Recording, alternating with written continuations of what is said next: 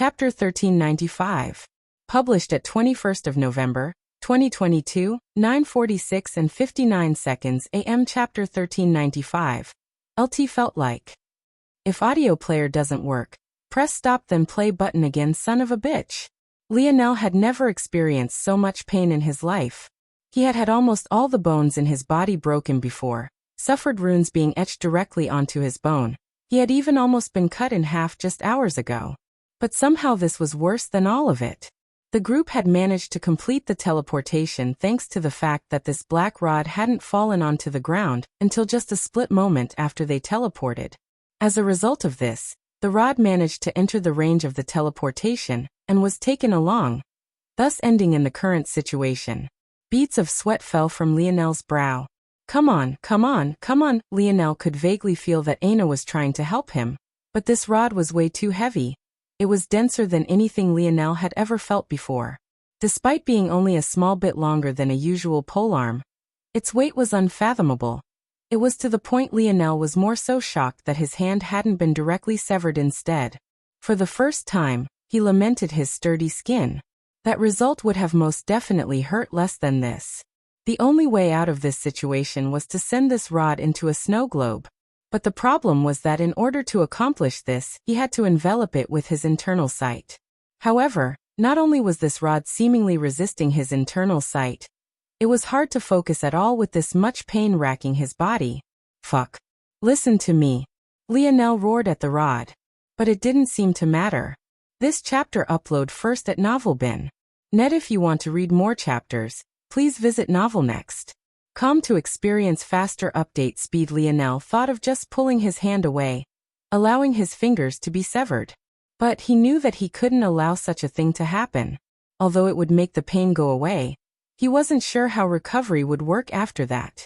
The pain here was clearly originating from how much superior this rod was in comparison to him. An injury from a higher dimensional being, existence or object tended to scale accordingly. Lionel couldn't even focus enough to see what level this rod was at, but he knew that it was at least well into the gold grade. The only thing keeping him sane was the thought that whichever bastard Rapax threw this thing at him after he helped save their little baby king was probably lamenting their poor choice. If he ever met that guy, he would definitely use this same rod to bash its head in. Come on. Lionel failed to envelop the rod again. I've tried one too many times. I need to try something else. If he was in the right headspace, Lionel would have given up on this endeavor after the first failure. The definition of insanity was repeating the same action over and over, knowing it would fail. Lionel had realized that he would never be able to envelop this rod with his current level of internal sight. He didn't know why, and he had never run into such a problem before, but there was no denying it. He needed a different approach. His opposite palm flipped over to reveal the white lion bow once again. His thought process was simple. He hoped that it would be able to suppress the rod enough to allow him to do what he needed to do. It was a wild thought, quite frankly. He had never thought of doing such a thing before, but he assumed that if weapons could eventually grow to have personalities of their own, then this wasn't too far-fetched. This was especially so since he could subconsciously feel that this rod was fighting back against him. It was similar to his duality spear when he first claimed it. It hadn't wanted to listen to anything he wanted to say, and refused to allow him to use its domain as well. It was clear that some weapons had their own sort of pulls and preferences, even if it wasn't as exaggerated as having a real soul. However, what happened when Lionel brought the bow shocked him. The good news was that whichever Rapax threw this weapon was definitely kicking themselves, absolutely furious that they had lost such a weapon. In addition to that, it seemed that Lionel was right. Weapons could suppress one another after reaching a certain level. The bad news? Well, it wasn't the bow doing the suppressing. This chapter upload first at Novelbin. Net. What the hell? Lionel really didn't know what to do at this point. Would he really have to sever his hands? It would be a huge issue. He would have to restart his designation from scratch. And that was only if he was lucky enough to regrow them or reattach them. He was beginning to feel that he was getting a raw deal. What kind of idiot just throws a life-grade weapon like that? A seventh-dimensional being's ability to calculate should be beyond even Lionel's. It should have known it wouldn't make it. Or, at the very least, It shouldn't have made its rod divert at the last minute like it had just for the sake of targeting him. Now he was in this mess. God damn it, you annoying brat, listen. Lionel, who had practically cut off everything around him to deal with this situation, finally heard wise Star Order's voice ringing in his head. Well, it was actually ringing in his soul. The old bastard had really gone the extra mile. What? It's not a spear, you idiot. A spear you can touch without it disintegrating beneath the presence of the spear domain. Put it in the damn ring. What? Lionel looked again. He was absolutely certain it was a rod or a staff. It was a dense black, perfectly smooth, not the slightest blemish, all while warping the space around it just the smallest bit. There was no blade to be seen anywhere. However, now that wise Star Order said it, it really felt like a spear. Lionel didn't hesitate, acting immediately. And the relief was almost instantaneous. He fell over, gasping for breath. Unfortunately, the reprieve didn't last for long.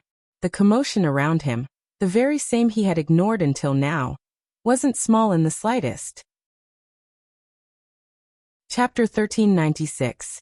Published at 21st of November, 2022, 9:46 and 58 seconds AM. Chapter 1396. Endured patient. If audio player doesn't work, press stop then play button again. Lionel lay on the ground, the pain coming in waves, but still much less than before. His hand was practically just a mangled ball of flesh. His shoulder still hadn't been pushed back into his socket, and after the initial pain subsided, he finally noticed that he had shattered his kneecap when he was driven into the ground. Luckily, it was only one shattered knee, but that just left an entire side of his body practically useless. And yet, right this moment, there seemed to be a battle? Lionel's gaze squinted as he finally took in the surroundings. The landscape was just as bland as everywhere else, albeit rockier than usual. The region looked like it was covered in sand dunes, but these dunes were just small hills of hard rock. When Lionel's internal sight cleared, finally recovering from the beating the supposed rod spear had given him, he frowned. He had thought that they had somehow stumbled into enemy territory, but there weren't any enemies around at all. In fact, the ones fighting were Aina and the other geniuses, amongst themselves. Lionel frowned, trying to stand, but he felt over before he could. He actually felt so weak. To make matters worse, every time he moved, the rattling bone left in his hand and leg sent more sharp spikes of pain through him. Still, this was good news for Lionel. If his bone had truly been grounded to powder, he might as well just chop it off now and find a different method to regrow it. But, if they were in shards like this, he had a chance of making a full recovery. Of course, it would require a lot more pain, but it would be a worthwhile exchange. Pung. Right then, a dagger landed right beside Lionel, missing him by a hair's breadth. His brows furrowed. Just then someone had aimed at him, but Aina's axe had deflected it from its path. Were they aiming after him? Lionel's expression darkened. This chapter upload first at Novelbin. Net. If you want to read more chapters, please visit Novelnext.com to experience faster update speed. This region should be in or very near human territory. That much Lionel was certain of. They were maybe a journey of a few hours away from the Void Palace at worst. This much was confirmed by the fact everyone's golden glows seemed to be back. Likewise, his purple glow was very much back as well. Seems I chose a terrible time to get injured. What happened here, old man? You collapsed, your little girlfriend ran to your side, but some saw this as a potential chance. Most have already left, using their tokens to orient themselves toward the Void Palace. But those that have stayed probably want your head. How fantastic, Lionel replied dryly. Ungrateful didn't even begin to describe it. His gaze scanned those that remained. There were 5 of them, all of which Aina was fighting alone. Lionel could tell that she was absolutely furious. Don't worry about me. Lionel's voice called out. Aina's ear twitched, but that seemed to be all she needed to hear. Her aura flourished and her hair whipped back. Lionel watched silently, and without much of a word. The individual of greatest note here was Rowan Cancer, the very same young man that had sneak attacked Lionel when he first put up his amethyst token for competition. It seemed that he was very much eager to lay his hands on one for whatever reason. Aina's axe took one of their arms. A limb flew through the air, taking a spurt of blood with it. Aina reached a hand out, and almost immediately, a harsh scream followed. No! The young man was sucked dry, becoming a mummified corpse before the horrified gazes of his allies. Rowan dashed forward, using the opening this created to attack Aina from the back. This chapter upload first at Novelbin. Net. Aina's palm flared outward, the large orb of blood she had just procured becoming as a sheet of paper and wrapping around to her back. Its speed was sublime, surpassing anything human legs at this level could possibly match. Clang! Rowan was sent reeling backward, and was soon faced with a wall of crimson spikes chasing after him, as Aina actually chose to take a strong step forward, severing the heads of 2 more youths and adding to her bloody concoction. Seeing that the situation was bad, Rowan's gaze flickered as he continued to retreat, looking toward Lionel. But all he found in return was a gaze that was somehow both cold and dull. Despite the fact Lionel was just sitting there, clearly heavily injured, Rowan felt a cold chill crawl up his spine. There was a large problem as well. Even if he killed Lionel, he would have to face Aina's wrath, and he wasn't willing to get entangled into such a battle right now. Thinking to this point, he turned on his heels and sprinted away, his straight-line speed making him look like a black line racing across the rocky dunes. Lionel didn't do anything as Rowan ran away, not that he could do much of anything. He was entirely focused on at least trying to get his right leg working. Unfortunately, he had already used his, and even though he could now use it once a day, it hadn't been 24 hours yet. Plus, while it would work on his knee and shoulder, he was certain that it wouldn't work on his hand. After all, the snowy star owl was a 6th-dimensional creature, while that rod was of the life grade. They weren't comparable at all. Aina slaughtered the final 2, her expression still fuming. While it softened a bit when she returned to Lionel's side, it was clear she was pissed. Not only had Lionel been attacked after saving all of them, no one had even bothered to help out of gratitude. It was as though they were doing them a favor by not getting involved. Lionel chuckled as he hopped up to 1 foot, unceremoniously leaning all of his weight on Aina, and draping his uninjured arm over her shoulder. "You're adorable when you're angry. Don't make me kick you away." Ow! Ow! Aina's head snapped toward Lionel, but when she realized he was pulling her leg, she pinched his hip, hard. "Hey, I'm an injured patient here. Then act like one."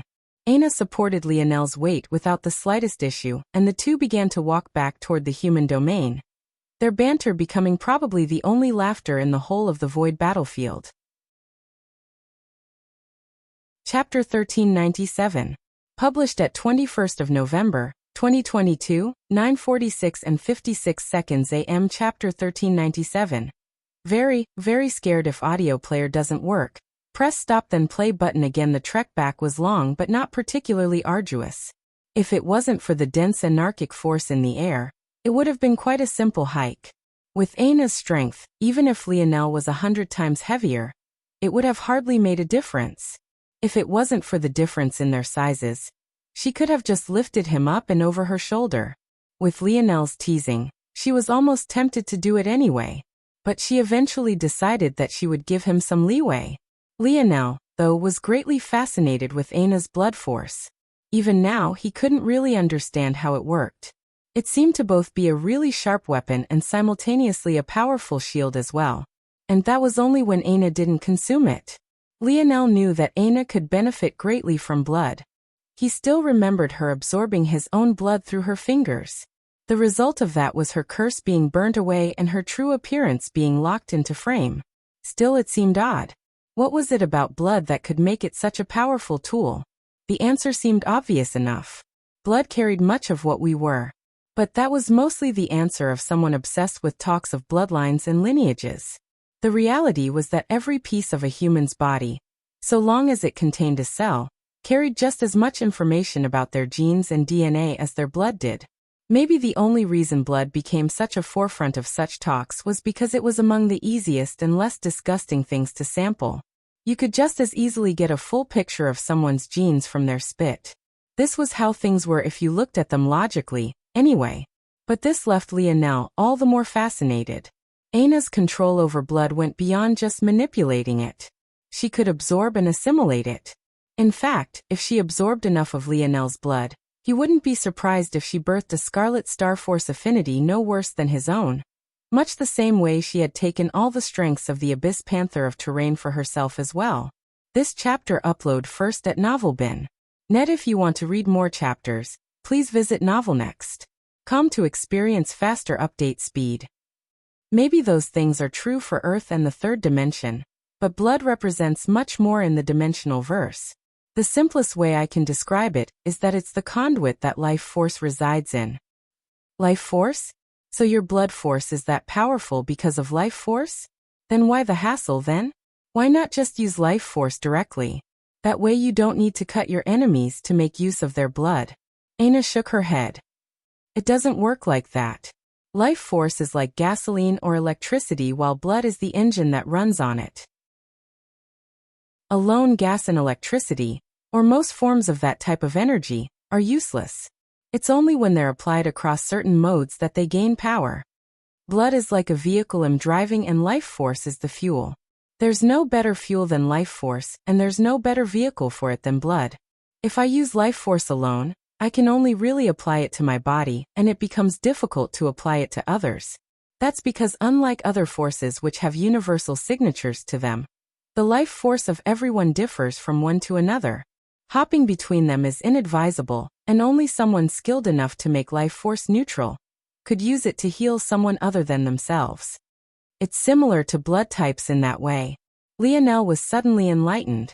If what Aina was saying was true, it was no wonder she was so powerful. Her life force affinity was exceptionally high. This would make her greatly in tune with her particular life signature, which would in turn lead to many of the abilities she seemed to have. At the same time, because her life force was so powerful, it made her blood force just as powerful. The end result would obviously be physical strength. This chapter upload first at NovelBin. Net. It all seemed to tie together quite nicely, and Lionel came to very solid understanding. So when you take the blood of an enemy, you're essentially taking their life force with it. Then you use their own force to fuel the strength of your blood manipulation. Aina nodded. It's also a bit more complicated than that as well. Life force is tied to your vitality and how long you can live as well. Because of that, when within the body, the responsibility of blood force is to regulate how much is used over time. That means that at any given time, the active life force within your blood is only a fraction of a fraction of a fraction of your total life force. When I rip someone's blood out of them, that regulation falls under my control. I essentially gain access to the total sum of a person's entire life's worth in an instant, and can use it as quickly or slowly as I please. The more powerful the person, the more difficult it is to take their blood. But likewise, the results are also far better. The power I can output with blood by my side is exponential. Theoretically, I don't really have a limit. It's just that I don't use it very often in battle because it feels like a cheat. I prefer to hone my foundational skills, knowing full well that when I want to, the power I can output easily tenfold or even many more times that stronger. Lionel chuckled. Should I be scared of you? Aina nodded eagerly. Very, very scared. Lionel laughed. He knew that his assessment of Aina wasn't off, and this explained a lot. Her base strength was one thing, but her power when multiplied by her blood force and life force affinities were on a completely different level. So how does this relate to you saying you could have a baby whenever you want? Lionel suddenly asked. The novel will be updated first on this website. Come back and continue reading tomorrow, everyone. Chapter 1398. Published at 21st of November, 2022, 9:46 and 54 seconds AM. Chapter 1398. Heartless. If audio player doesn't work, press stop then play button again. Aina blushed slightly and looked away. Why was this man always asking her about embarrassing things? Lionel smirked. What? Is this related to your period? Lionel's words were cut off by an elbow to the gut. Damn, this woman was too strong for her own good, but maybe he deserved that a little bit. He didn't really think it was an embarrassing thing to talk about, honestly. All women had to deal with it, even those of higher dimensions. He just never really looked into it.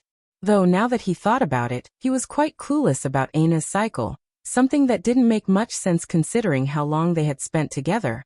It had never really been a problem, and he didn't notice any trends. In addition, he never really picked up on her discomfort or mood swings either, though the latter could be explained away by the fact Aina had practically been in a perpetual state of mood swings back then. But that wouldn't begin to explain the former. I don't have to worry about my period, especially recently. It's entirely in my control. I can decide when an egg is released and when it isn't. It's not a problem. Usually, higher dimensional beings have trouble having children because their life expectancies increase, slowing down all of their biological functions. Whereas for someone in the third dimension, an egg would be released once every month. The higher you go up in dimension, the more erratic and dilated the timing becomes. Beyond there are extra added barriers to life-clashing high-level forces that make it difficult for some batches of sperm to fuse with an egg even if the egg really is there. In those cases, it becomes a matter of frequency and determination. But in most cases, it's just a waiting game. Clashing high-level forces? Lionel asked. Yes. An egg and a sperm each have half their owner's DNA, but the resulting combination is completely random. The higher you are in dimension, the more force plays a role in this. Certain affinities, lineage factors, and even ability indexes can cause clashes. In fact, at those high levels, every variable matters. For example, the female or male's diet that month.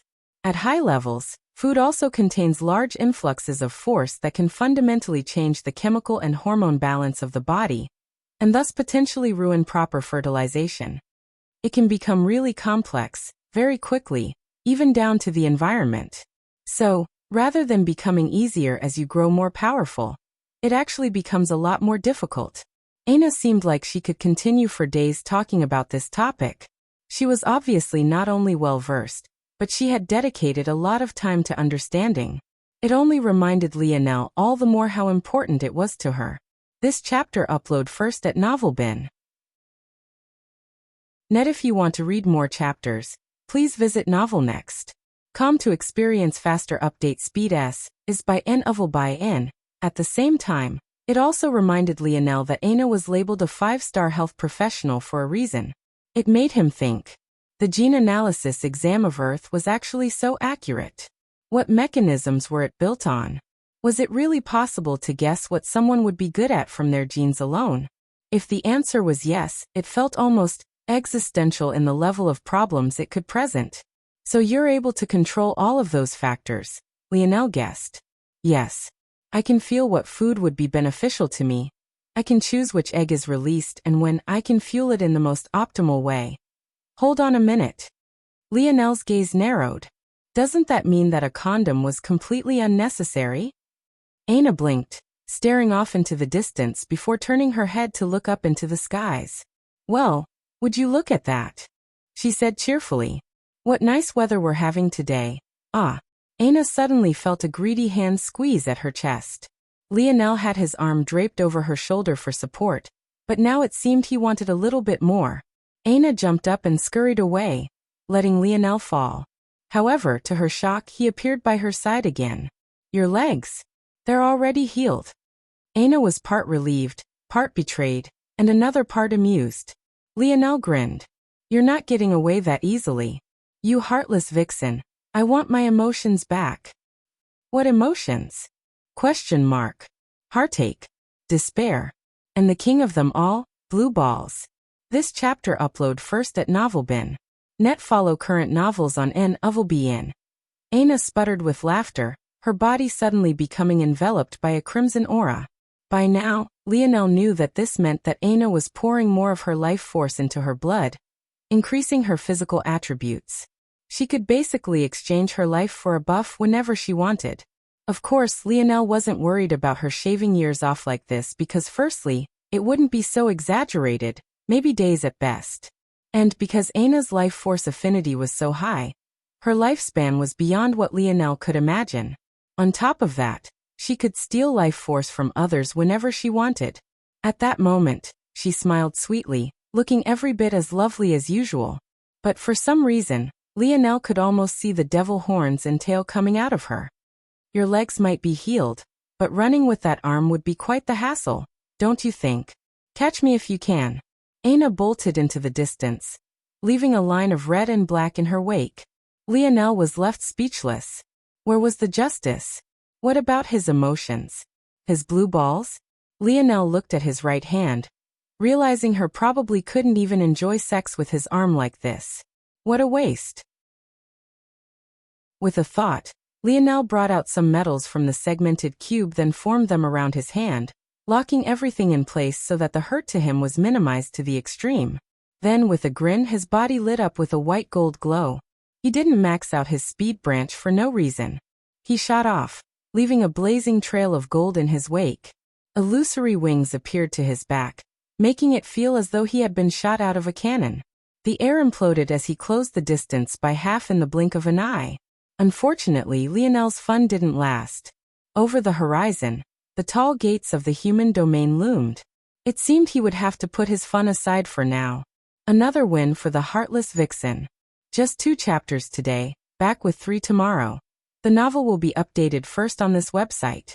Come back and continue reading tomorrow, everyone. Chapter 1399. Published at 21st of November, 2022, 9:46 and 52 seconds AM. Chapter 1399. Relax. If audio player doesn't work, press stop then play button again. I lied. Hey, race number 3. As Lionel caught up with Aina, he slowed, eventually coming to a halt by her side. He smiled a bit, seeing that her cloak of gold had indeed become violet. Lionel knew that she was already close, so defeating those last 4 individuals should have put her way over the edge. If she took out her golden token now, it would most definitely be amethyst. Lionel looked down at his metal-encased arm.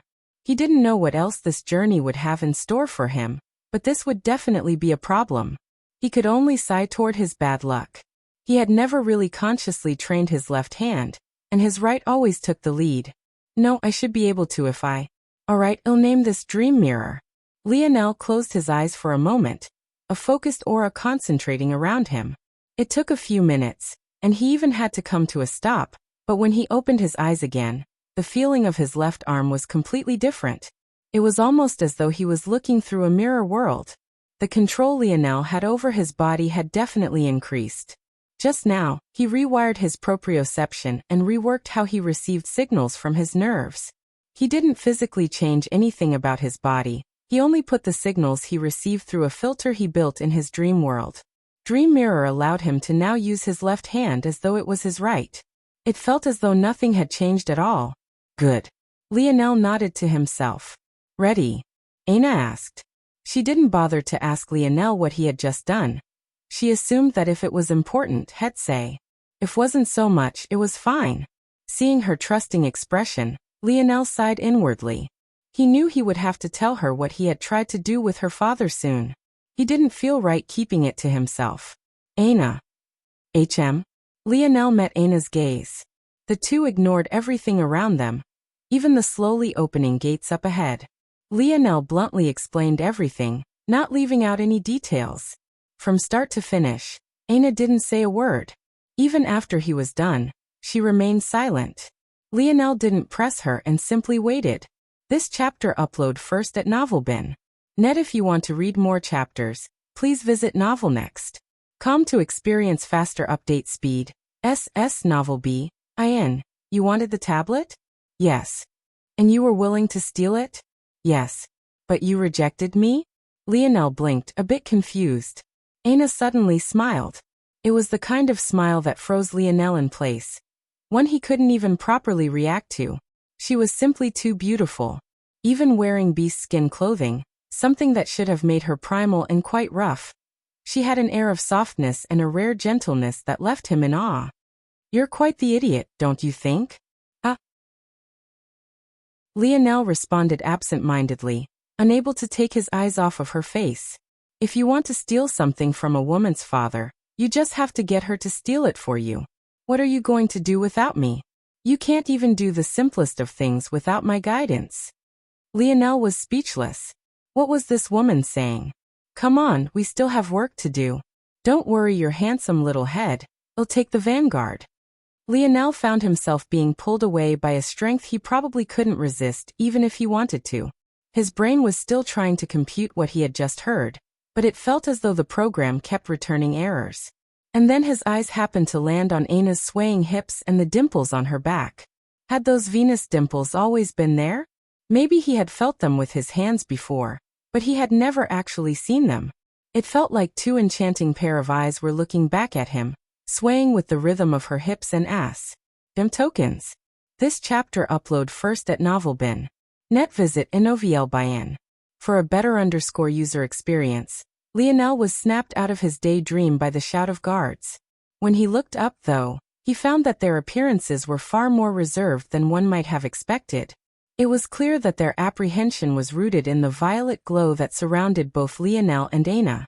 Doing as they were told, the couple presented their tokens, and as expected, Aina's own had mutated. There was just a tinge of gold that separated it from Lionel's own. This was likely just confirmation that Aina had battled her way to earning her own. The apprehension was still quite muted, though. The youths could probably hardly be considered youths any longer, and they had seen their fair share of battle. Plus, reaching this step, Lionel and Aina could only be considered quadrant-ranked disciples while all of the students here were galaxy-ranked at worst. Their status could not be compared. However, whether that would last was a different matter entirely. There was something that Lionel had forgotten in his thought of the true selection being over. This was merely the gold token rank selection. As for the amethyst token ranked, there's some god up there that hates me. Lionel looked toward Aina, suddenly understanding what she meant by take the vanguard. She literally meant that she would carry him the rest of the way. The duo had hardly stepped foot into the walled-off fort when a familiar woman appeared before them both. The human domain fort was unlike anything Lionel had ever seen before. The height of the walls were measured in kilometers, their thickness measured in hundreds of meters. They seemed to be all metal worked into a single sheet, and he couldn't find a single seam anywhere. Maybe if it wasn't for the gloomy atmosphere, they would be shining like stainless steel. The inner workings of the fort were a bit confusing. They seemed almost too simple compared to the walls. There were nothing but endless beast-skin military tents, with even the tallest only being barely 3 meters. There wasn't a hint of luxury in sight. The woman that appeared before both Lionel and Aina was, of course, Asena. Her expression was impossible to read, even for Lionel himself. However, he had already been carefully observing this woman since she had a spat with his mother. You have 3 days. Failure in that time frame demotes your token, and your only chance to become galaxy-ranked disciples in a single bound. She snapped her fingers and a formless pressure took hold of Lionel and Aina. When Lionel's vision cleared, he found himself in a world he couldn't make heads or tails of. What he could tell, though, was that aside from Aina, there was a third person by his side. Amory. Lionel sighed. The Void Palace was truly not a place that allowed you to relax. Chapter 1400. Published at 21st of November, 2022, 9:46 and 50 seconds AM. Chapter 1400. Which one? If audio player doesn't work, press stop then play button again. Lionel expressionlessly met Amory's gaze before his own shifted toward the latter's hand. Amory obviously hadn't had a chance to properly heal himself. His right hand was now useless to him, and wrapped up in several bandages. The two of them were ironically the same in this facet. Amory didn't seem to react very much to the appearance of Lionel and Aina. It was clear that he had been expecting as much. The light in his eyes didn't seem to have faded at all despite his loss, being just as starry as they always were. Maybe the only difference between now and then was the fact he actually looked at Lionel this time. Both men looked away at the same time, observing their surroundings. Aina, who had been observing this scene, shook her head. Men, if you want to kill each other, just do it. There obviously wasn't a chance to do so now, so in that case, what was the point of the dick measuring contest continuing? Her lips curled into a smile despite her thoughts. Seeing Lionel act like this was adorable to her. Sometimes he seemed less than human, but it was things like this that grounded him a bit. She didn't know which was the real Lionel, and it somewhat worried her that he was only able to be this human at all, because of the restraints his father had placed on him. However, what she did know was that no matter what the answer was, she wouldn't be changing her mind about whether or not to stay by his side or not. That much was already decided. Despite spending some time observing the world, Lionel couldn't pick out anything. There was nothing but an endless blackness in every direction. The only good news was that at least Asena wasn't just messing with him again. Since Amory was here as well, it meant that he didn't get a chance to rest either. Though there was a gap of few hours, that much could only be blamed on Lionel himself. Welcome to Void Tower. The voice boomed, enveloping everything. Lionel's brows shot up. Would they actually get an explanation of what was going on this time? This was great. This must be what victims of Stockholm Syndrome feel like. Lionel shook his head. How ridiculous was it that he was getting excited for the bare minimum? As wielders of the Amethyst token, you will be allowed one free entry into the tower. Do not squander it. This chapter upload first at Novelbin. Net if you want to read more chapters, please visit Novelnext. Com to experience faster update speed SS no VEL bin. The voice vanished. Lionel was speechless. Was this supposed to be an explanation? Before he could think any more, a strong pressure enveloped him. Lionel realized at that point that letting Aina carry him was out of the question. It seemed that this would be a solo venture once again. Looking down at his right hand, he could only sigh. When Lionel's vision cleared, he found himself in a room filled with weapons. You have 10 minutes to pick your weapon of choice. Lionel looked down at himself, realizing that all of his accessories and spatial rings had vanished. He was stark naked, being stripped down entirely. Soon though, his naked body was covered in a skin-tight black onesie that felt like a second skin. My metal arm is going to crumble without my conscience protecting it. Lionel frowned, realizing instantly that this wasn't his real body. But to make things worse, the Void Palace wasn't nice enough to give him back use of his right arm. What the hell is the point of a virtual simulation if you're handicapping me anyway? Though Lionel was complaining, he understood why. This was an extension of the true selection. Of course they wouldn't be nice enough to let him heal. They wouldn't make things so convenient. The good news, though, was that this skin-tight suit was able to adjust based on Lionel's thoughts. He solidified the fabric around his hand, and then caused extensions to grow so that his arm could sit in an arm sling. He rotated his right shoulder and nodded once it was secure. Now his right arm was practically fused with his body. It wasn't going anywhere. What weapon do I pick? Lionel's brow furrowed. He couldn't use a bow with one arm. And while he could get away with using a spear with one arm, it wasn't ideal. Now wasn't the time to suddenly start experimenting with new weapons. Lionel's gaze flashed. Since he was only getting one shot at this, there was only one right answer. This chapter upload first at Novelbin. Net continue reading on Novelbin. I guess the quarterback of the Royal Blues is going to make an appearance today. Time to bring the show to the wider dimensional verse. Lionel began to load himself up, his thoughts flickering and new weapon racks appearing again and again as though he was flipping through pages. No one had ever said he could only pick one weapon, right? Lionel had no idea that currently, outside the Void Tower, a large commotion was brewing. Every year at this time, the spectacle was just the same. Seniors would gather to watch their amethyst token-wielding juniors either fall flat on their faces or soar beyond their previous records. This year, the number was fewer than they were used to, being just 3. But the spectacle was just the same. A large crowd accumulated at the bottom of the tall black tower, many of which were representatives from factions of various ranks. The atmosphere this time, though, was a bit odd. That was because just hours ago, Velasco Morales had made an appearance, crippling the shared majority leader of the Void Senate. And now, rumors said his son was about to undertake his first Void Tower challenge. Velasco had long since vanished, but the commotion he stirred lit a blaze of fire beneath the Void Palace, causing even those that wouldn't normally come to such an event surge over.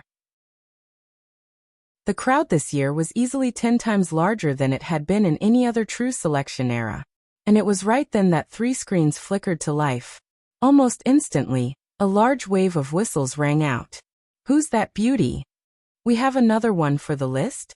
Shut up and focus. Which one is Velasco's son?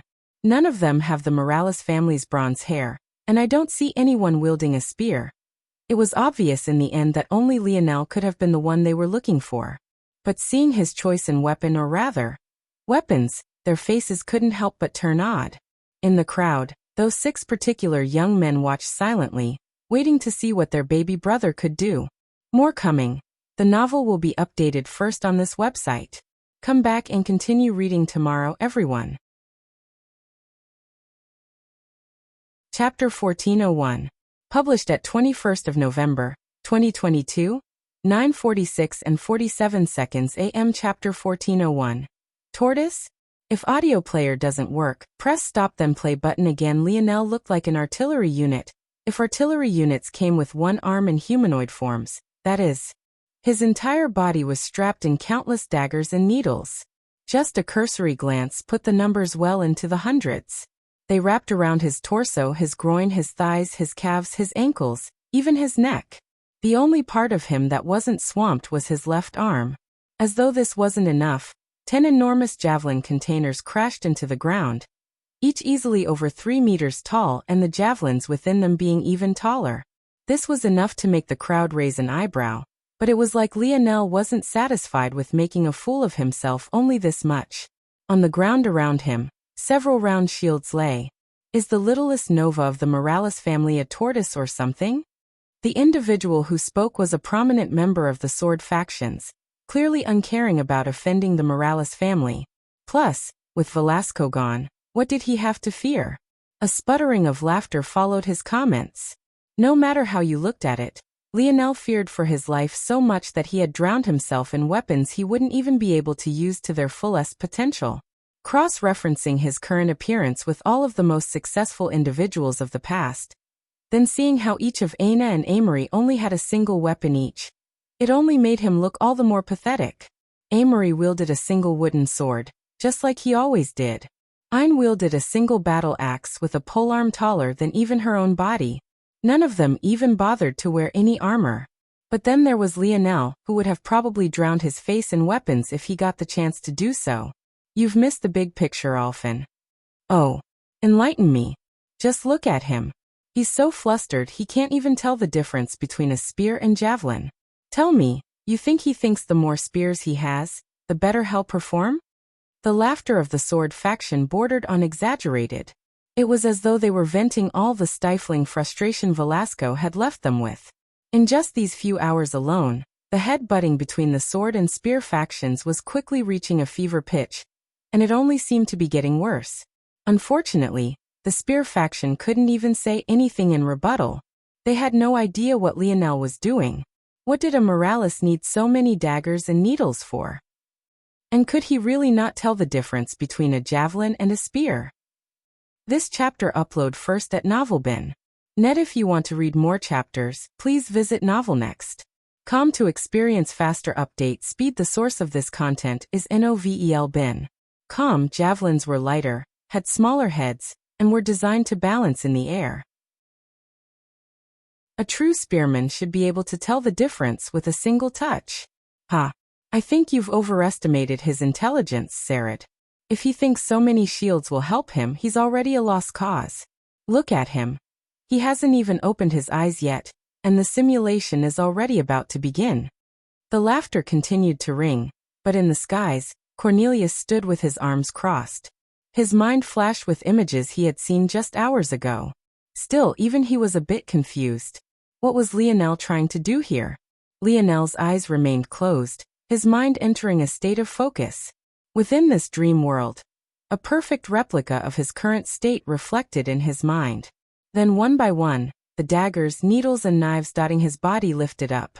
Numbers began to fly about within Lionel's dream world, building a new dreamscape in the blink of an eye. Weight balance, effective range, hardness, sharpness, even how well they accepted the flow of force, everything was labeled and organized. When Lionel's eyes opened, a deep sharpness split the space before them in two. At the very same instant, whether by coincidence or not, the growing peanut gallery surrounding the tower fell into silence. The world of deep fog around Lionel rumbled. Lionel didn't care if his right arm was useless. Today had be sure to ploy through. Lionel stepped on the shield before him. It was the only one that didn't have a round form. It was a tower shield probably designed for someone much taller than him. It was 1.5 meters wide and 3 meters tall. It had an intricate design and force art on its face, But it was ultimately just a fourth-dimensional product, as were all of Lionel's other shields as well. But that was exactly why he chose them. These shields weren't designed for protecting him. The moment Lionel's second foot stepped onto the shield, it rose high into the air, soaring 3 meters up in the blink of an eye. At the same time, the round shield scattered around him shot forward, scooping up the 10 javelin containers and raising them into the air as well. Lionel looked forward, feeling the rumbling of the first floor continue. And then they appeared. This chapter upload first at Novelbin. Net Novelbin. They were hulking beasts, monstrosities that seemed to lumber, and yet had speed that could rarely be matched within the fifth dimension. Chasm Flame Lions. They had manes of flickering black flames and claws that shimmered with silvery, starry lights. Even the smallest among them was 3 meters tall on all fours, the larger ones measuring in at 5. He got a beast horde on the first floor? Unlucky, Cornelius mumbled. The theme on the first floor was locked in from floors 1 to 9, with a boss waiting on the 10th. Beast hordes were often the most taxing to deal with, and often became a huge stamina drain. The events of the Void Tower were random to stifle preparation. However, as a result, it was impossible to make everything perfectly fair. Let's see. Cornelius' words caught in his throat. Lionel didn't wait, his palm swiping at lightning speed and snatching 3 needles from his hip. He stepped hard on the tower shield, a loud boom resounding as his left arms cocked back, and his torso twisted explosively. Bang! The needles whistled through the air, a shockingly bright bow force following enveloping them. The first 3 chasm flame lions found their foreheads pierced through. One could follow with their line of sight the trail of the 3 needles. Everywhere they passed by within the body of the lions, a violent bulge would take place until all 3 exited with just as much fierceness. Bang! The 3 lions imploded into a rain of blood and gore. Lionel's fingers beckoned, causing the 3 needles to zip back even as he cocked his arm back once again. A slaughter had begun. Chapter 1402. Published at 21st of November, 2022, 9:46 and 46 seconds AM. Chapter 1402. All time if audio player doesn't work, press stop then play button again. Lionel's sharp eyes seemed to pierce through everything. Every time he threw, 3 would die. His bow force leaving blazing trailed through the black and foggy skies. He soared through the skies, his javelin containers following in his wake. The chasm fire lions opened their mouths, sending beams of black fire shooting for Lionel.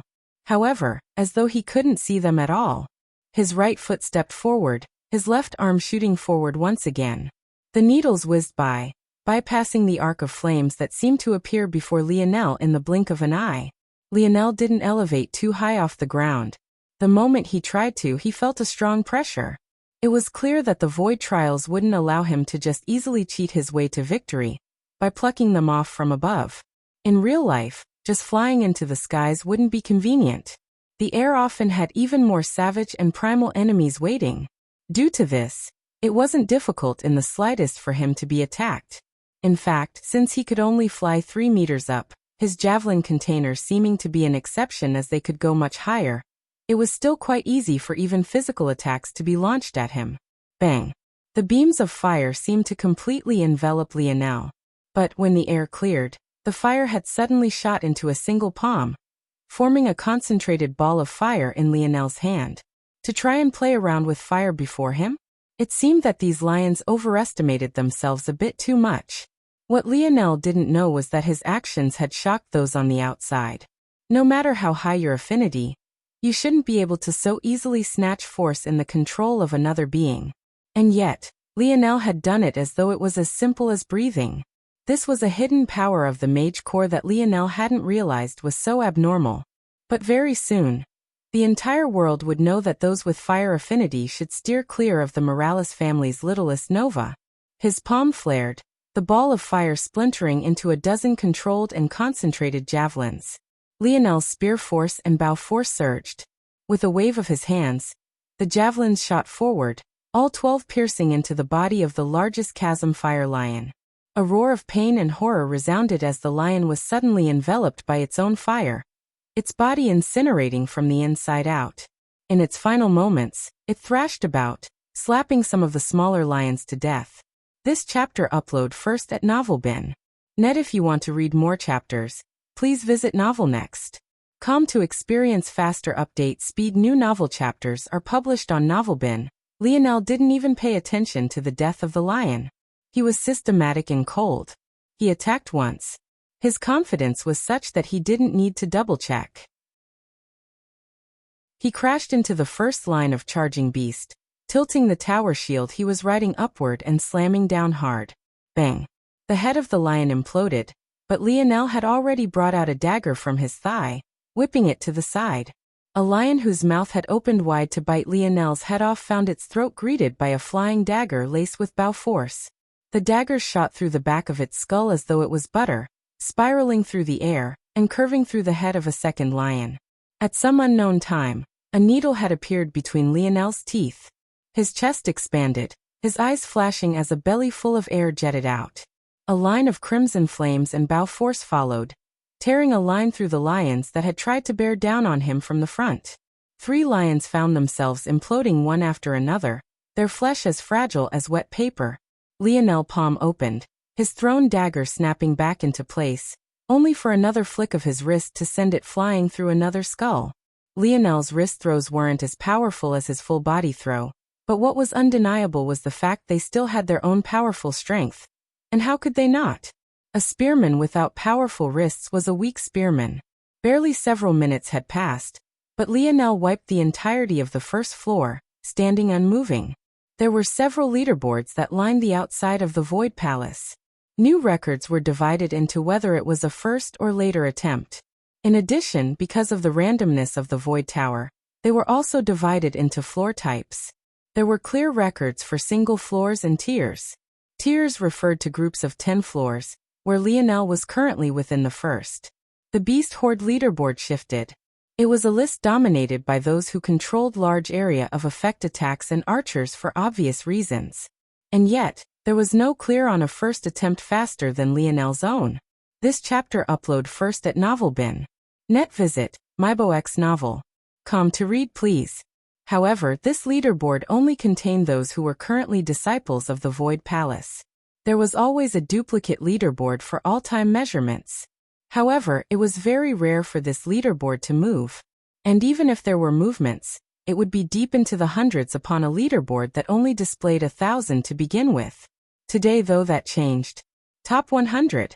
No one here could remember the last time there had been a change that high. The surroundings had fallen silent for quite a while now. But it seemed even more all-encompassing than before. However, this shock only lasted for a moment before it was overwhelmed by another. The leaderboards moved again, but this time, it wasn't for the sake of Lionel. And then it shifted again, once again, not for the sake of Lionel. Under the shocked gazes of those watching, the leaderboard for forest goblins and stone maze began to shift as well. Both Amory and Aina had set their own records. However, Aina's, being the only one of them without a single injury, set an eye-popping number none were quite ready for. Forest Goblins' first attempt, all time. Chapter 1403. Published at 21st of November, 2022, 9:46 and 44 seconds AM. Chapter 1403. Efficiency. If audio player doesn't work, press stop then play button again. The shock was palpable. The forest goblin floor was exceptionally difficult not only because of the strength of the enemies, but more importantly due to their stealth. Just finding the targets took time, let alone dealing with their assault once they were done. No one was sure how Aina did it. She seemed to just stumble onto her targets one after another, and even when most would have thought that the floor was cleared, she continued to attack and took out several more before finally putting down her axe.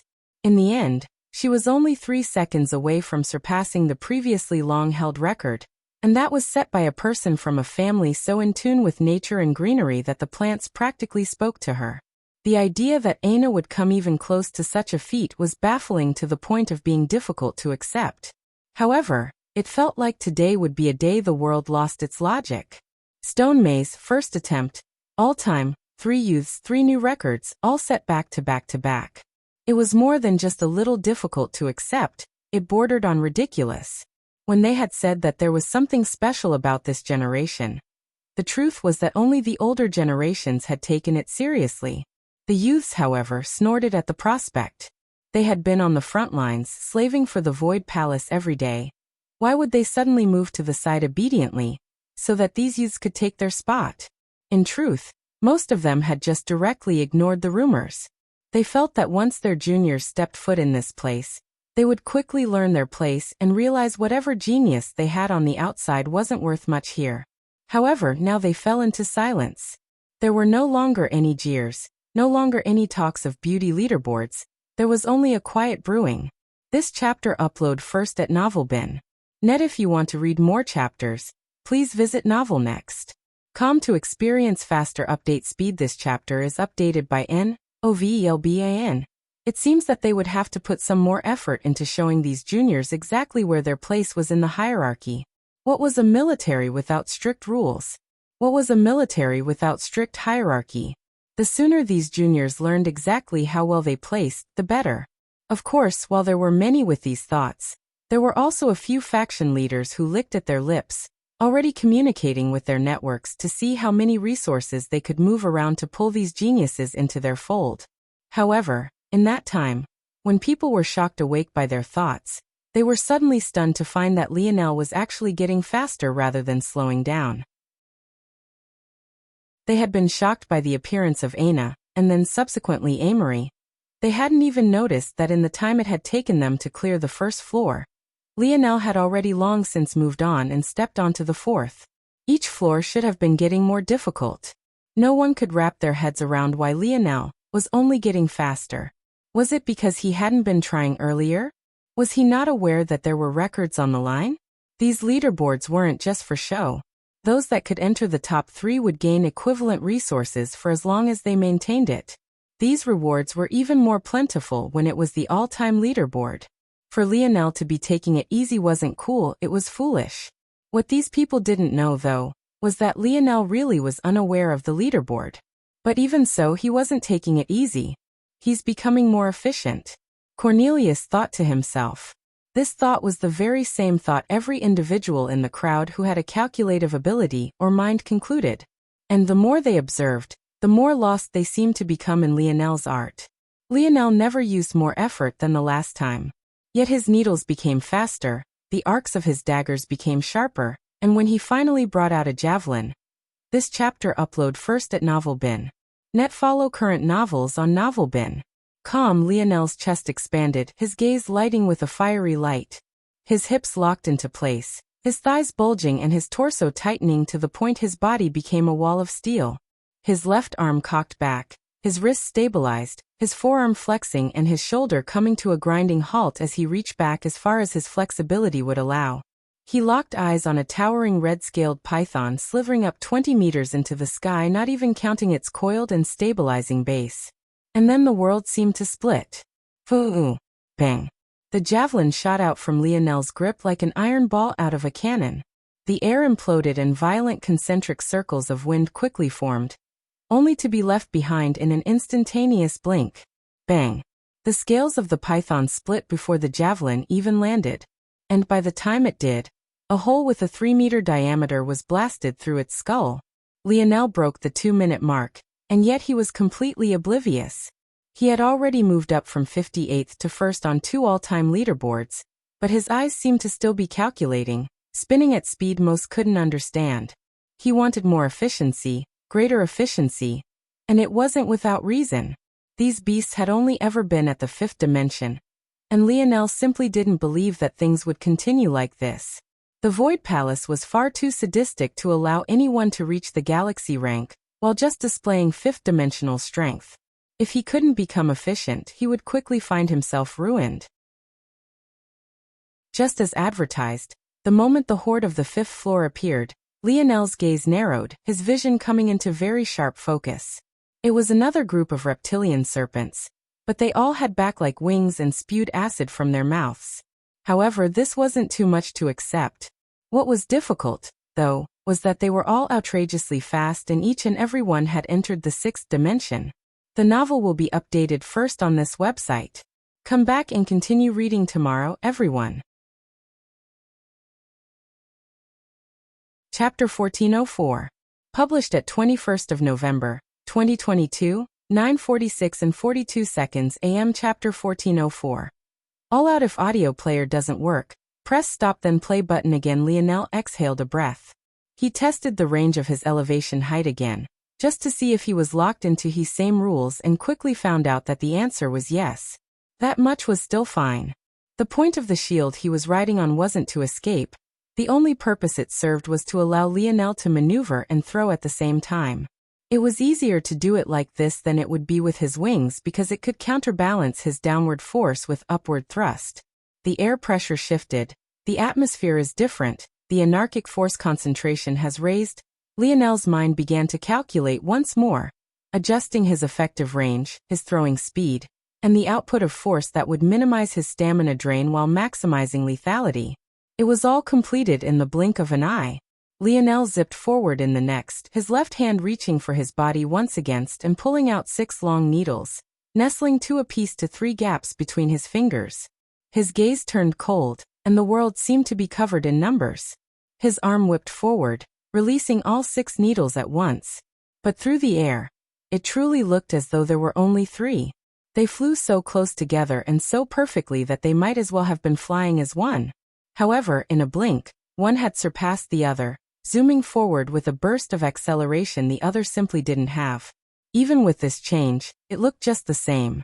3 streaks through the skies, each just as blinding and powerful as the other. They arced through the air as one, curving through the air until they hit their targeted 3 different flying serpents, each right beneath the jaw. Pung, pung, pung. The needles collided with their targets and then sprung away as though meeting steel walls. Lionel's bow force might as well have been a splash of water to them.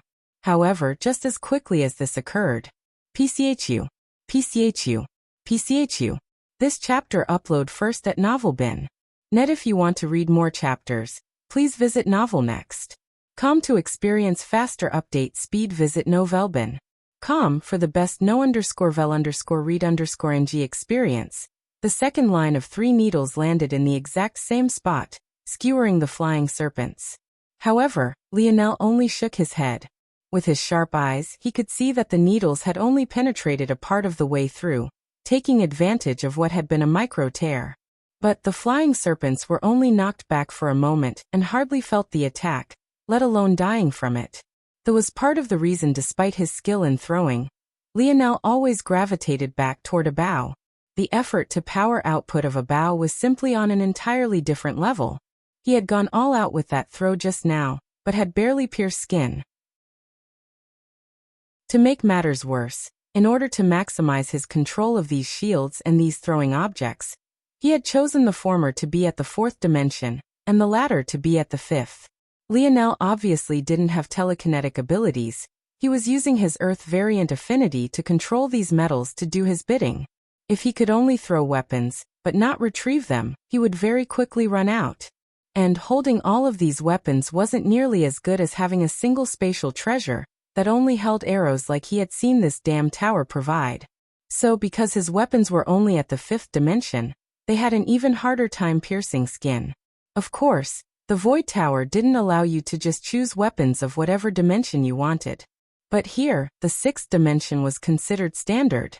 Lionel had to purposely demote himself to maximize his chances. The Raypacks had really done a good job of screwing him this time around. Lionel could only sigh. There's only one way. I guess I have to stop worrying about stamina and resource consumption. Lionel swerved out of the way of a projectile of acid, his gaze glowing. Runes began to appear within his irises one after another. First 1, then 2, then 4, then 8. The space around him trembled. Lionel's fingers flicked backward, causing the 3 needles that had been knocked off course to rush back to his hands. He snagged them out of the air and threw them back with even more force than before. This time, however, they left a trail of crimson in their wake, a burning inferno threatening to melt everything in its path, erupting. This chapter upload first at NovelBin. Net. SSS NovelBin. XSS. The 3 needles landed exactly where they had originally, driving into the butt of their stuck counterparts. There was nothing the flying serpents could do to dodge this. Scree. Bang. An enormous hole was ripped through their throats and out the back of their skulls. Lionel exhaled a light breath, steam pushing out through his teeth and lips, red flickering within his irises. He had already pushed himself to the limit once today, and managed to get back on his feet. But since then he had fought a battle with Amory, then used several hours to draw an array back to the human domain. With the current state of his mind, sustaining 8 destruction runes was a tall order. And it only made it worse that once he used it, the object he had used it on would be finished and vanish for good. Lionel had a few hundred throwing knives and objects, but facing beast hordes, he didn't know if it would last even 3 more floors, and he still wasn't sure exactly how far he had yet to travel. But facing this opportunity, there was only one real path to take. He had to go all out. Lionel's chest heaved, the daggers he plucked away from his hip already glowing a fiendish shade of red before he even finished imbuing them with his mark. "You annoying spitting snakes put me in this situation, come die then." Lionel unleashed a barrage of relentless assaults, razing everything to the ground. There was nothing elegant and beautiful about his efficiency any longer. He saw a target, and he destroyed it from the inside out. Nothing more, nothing less. Chapter 1405. Published at 21st of November, 2022, 9:46 and 41 seconds AM. Chapter 1405. 9th floor. If audio player doesn't work, press stop then play button again. Lionel breathed heavily. His body was still fine, not having suffered any wounds just yet. But anyone who had been watching him battle previously would notice quite a striking difference. You could actually see the skin-tight black fabric that wrapped around him, making his arm sling and useless right arm all the more obvious. Lionel had been right. By the end of the 7th floor, he had run out of flying daggers and needles, making his life a living hell on the 8th. It had taken him almost 10 minutes to clear the whole of the 8th floor. And the 9th floor started off even worse. The beasts from the 5th floor to this point had all been in Tier 1 of the 6th dimension. However, they had all been relatively weak and easier to handle. If Lionel had to describe it, it wasn't quite like what fighting 6th-dimensional experts from the Milky Way would feel like, but it was only barely a step above. The difficulty of these towers obviously wasn't in quality, at least not for this version. It was more so in quantity. Until the 9th floor, that is. Lionel was suddenly faced with a horde of blue-furred, fur-armed apes. Runes flickered about their bodies, giving Lionel a sort of stifling feeling, as though no matter how hard he attacked them, he would never be able to break through their defenses. Lionel didn't quite understand where these runes were coming from, if they were similar to his own destruction runes, or something entirely different.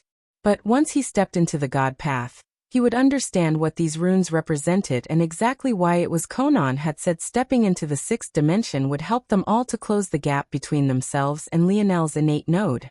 These were indeed runes similar to Lionel's destruction runes, and they were, indeed, primed toward defense.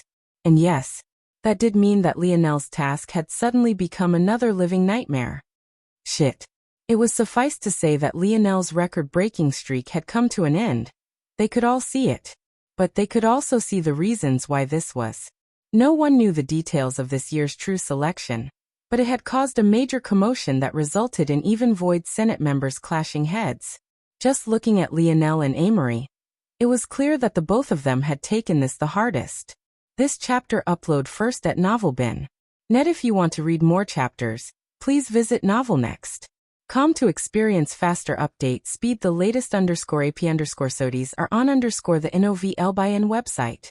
But by contrast, Aina only seemed to shine brighter. Lionel had done the bulk of the work when it came to battling in the Raypack's nest, much to her dissatisfaction, so this was clearly one reason. But the truth was that even if this wasn't the case, simply put, Aina's stamina was quite literally endless. And even if she somehow ran into a wall, she could just snatch stamina from others. When you could tap into your life force and the life force of others whenever you pleased, physical limitations wasn't something you would ever face, at least not when you were in your right mind. The berserk state that Aina's previously faulty berserk god lineage factor sent her into was almost always the reason she spiraled out of control and overextended herself. Now that she was healed, that was nothing more than a problem of the past. If she needed to battle for months or even years without rest, she could do so. Lionel was forced into a corner, unable to dodge as a fist half the size of his body crashed right into his chest. Luckily, he managed to activate his bronze runes first, mitigating much of the damage. But this was just yet another stamina drain that he now had to sustain. Blood flew from his lips, his ribs threatening to crack as he was sent barreling away. Maybe the worst part of the situation was that the only reason his ribs had managed to survive was because his right arm was slung across his body, forcing it to take the brunt of the hit. The pain was like a fire lighting in his flesh, and Lionel's mind threatened to go blank for a moment. If not for a timely use of dream sense, it might have really happened.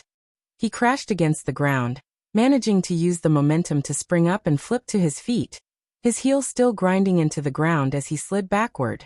There was only one enormous ape left. He was certain that he had already shot well over the 10-minute mark, but he wasn't even aware of a leaderboard to begin with, so these matters were the furthest thing from his mind. I guess that's the only way. Lionel took deep breaths, wiping the blood from his mouth before his aura surged one more time. The images of an enormous red gold star appeared above his head. He pointed 2 fingers toward the sky, wild spear force forming and concentrating before shooting upward. This chapter upload first at Novelbin. Net visit novelbin.com for the best no_vel_read_ng experience. The blue ape had entered a mad charge, barreling toward Lionel on all fours as it lumbered over. In that moment, the concentrated spear force began to swirl about the 3-meter-tall star, quickly forming the tip of a drill that spun faster and faster and faster. Lionel breathed heavily, pushing his universal force to its limits as the ape entered a 10-meter range. His fingers descended from the sky, pointing right at the charging ape. Die. The star shot forward, the golden drill before it acting as a vanguard as it tore through space, appearing before the charging ape in the blink of an eye. The ape rose to its hind legs, its chest expanding and the runes upon it glowing with a fierce light. It roared out, smashing 2 fists toward the rotating drill. Bang, bang, bang. Sparks flew, a stalemate suddenly ensuing for just a moment, until Lionel's spear force finally won out. Laced by his king's might, it tore into the runes of the ape, shredding them to pieces and eventually its entire body. Lionel collapsed to a single knee, his chest heaving, but the environment around him had already begun to shift.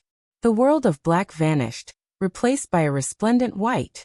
A young man stood in the distance beneath a small tree, his delicate hand reaching up to lightly touch a golden apple. He seemed too handsome for words, as though he shouldn't belong in this world at all. This kid really has terrible luck. How long has it been since one of the spirituals' race has appeared in the Void Tower? Cornelius thought to himself. Important announcement below.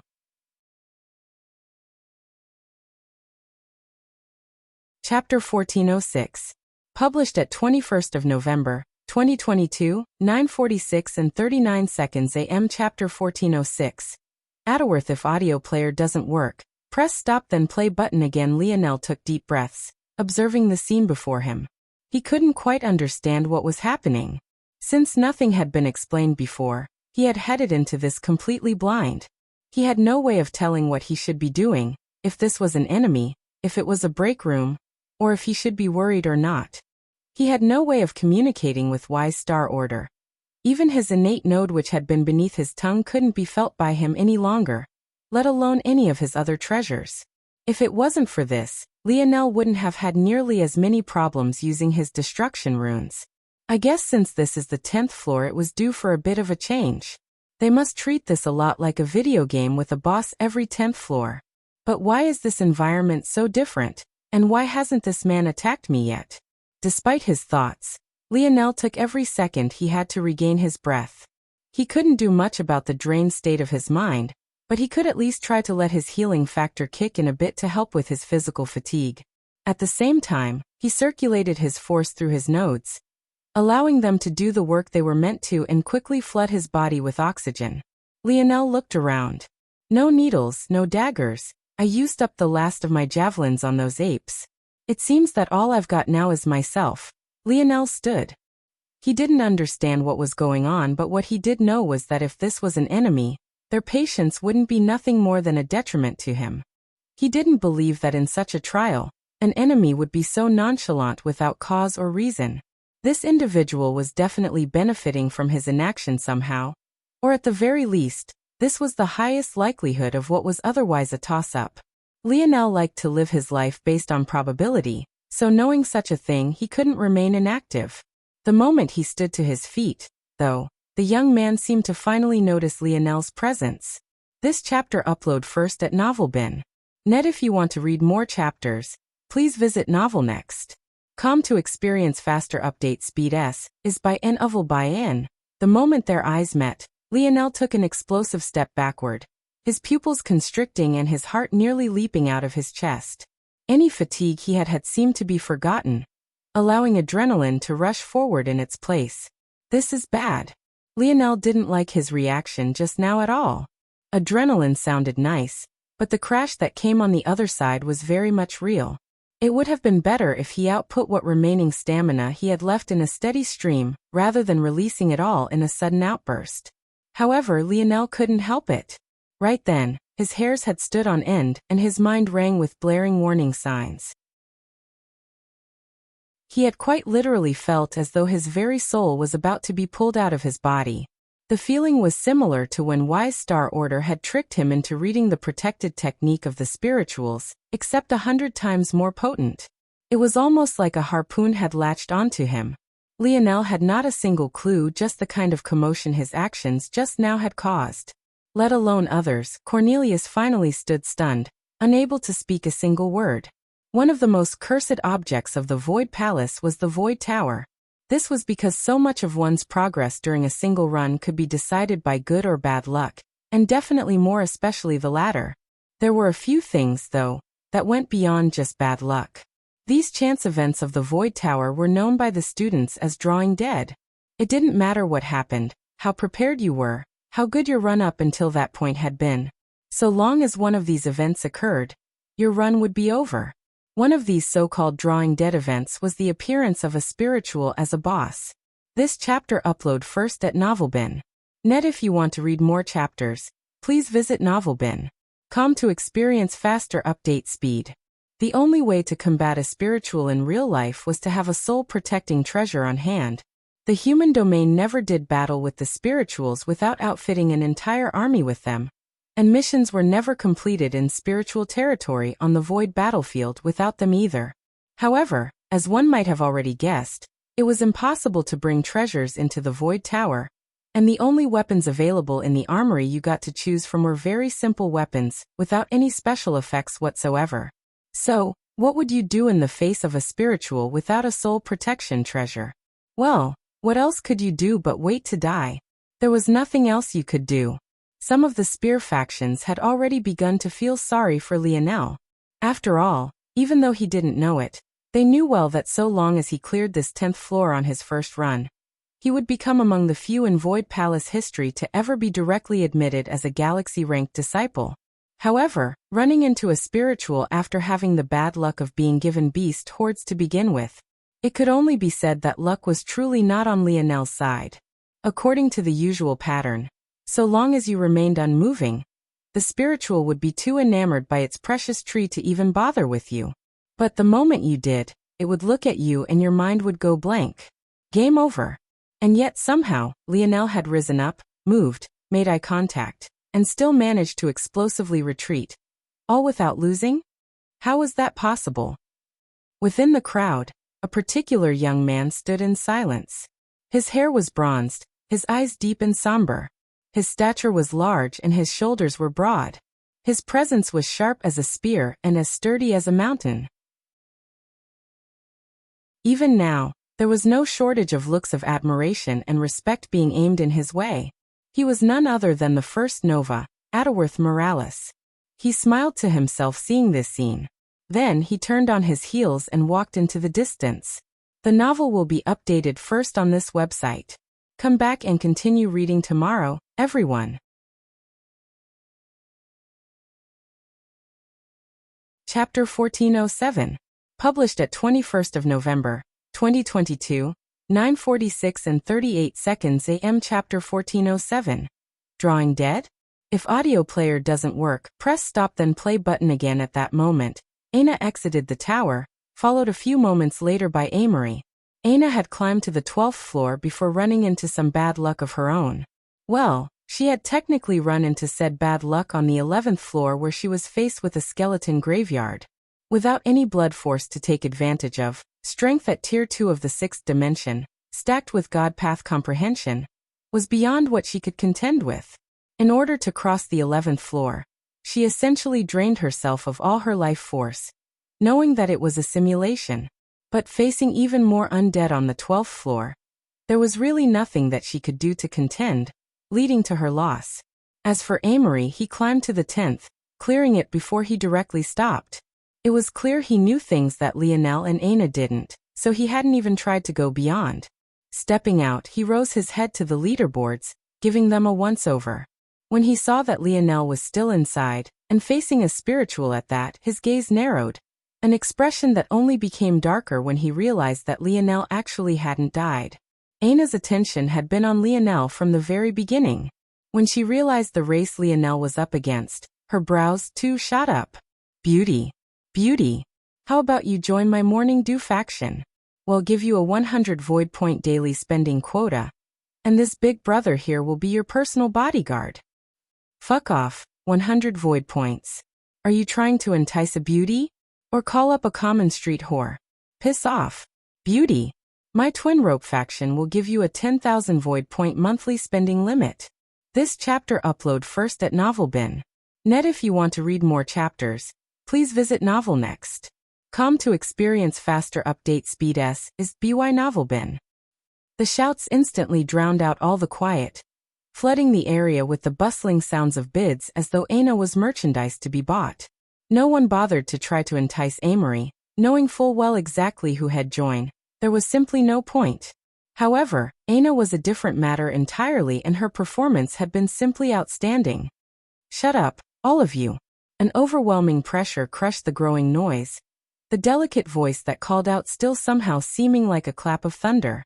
Most almost immediately shut their mouths, moving out of the way as a beauty sauntered over. They all recognized this woman quite well. There was no man of the Void Palace that wouldn't. Number 3 on the Queen Beauty rankings, Vega Aquarius. However, this identity of hers was most definitely the weakest, because she also happened to be the faction leader of the Limpid Touch faction. Not just any faction, but a gold-grade faction. The Limpid Touch faction was most definitely a front-runner to soon become a legacy faction, as it was well known that Vega would soon meet the requirements to become the part of a party. As such, the current Limpid Touch faction was in a sort of contentious time as Vega waited to choose her successor, and the soon-to-be second leader of the Limpid Touch faction. The trouble was that while the faction was filled with talents, none were so greatly superior over the other that there would be no pushback toward her choice. Knowing all of this, Vega's purpose here was all too obvious. Although Aina had only just appeared, the talent she displayed was unlike anything they had seen in a very long time. That, along with the fact she was a beauty that lost out to Vega in no way, made Aina quite literally the perfect candidate.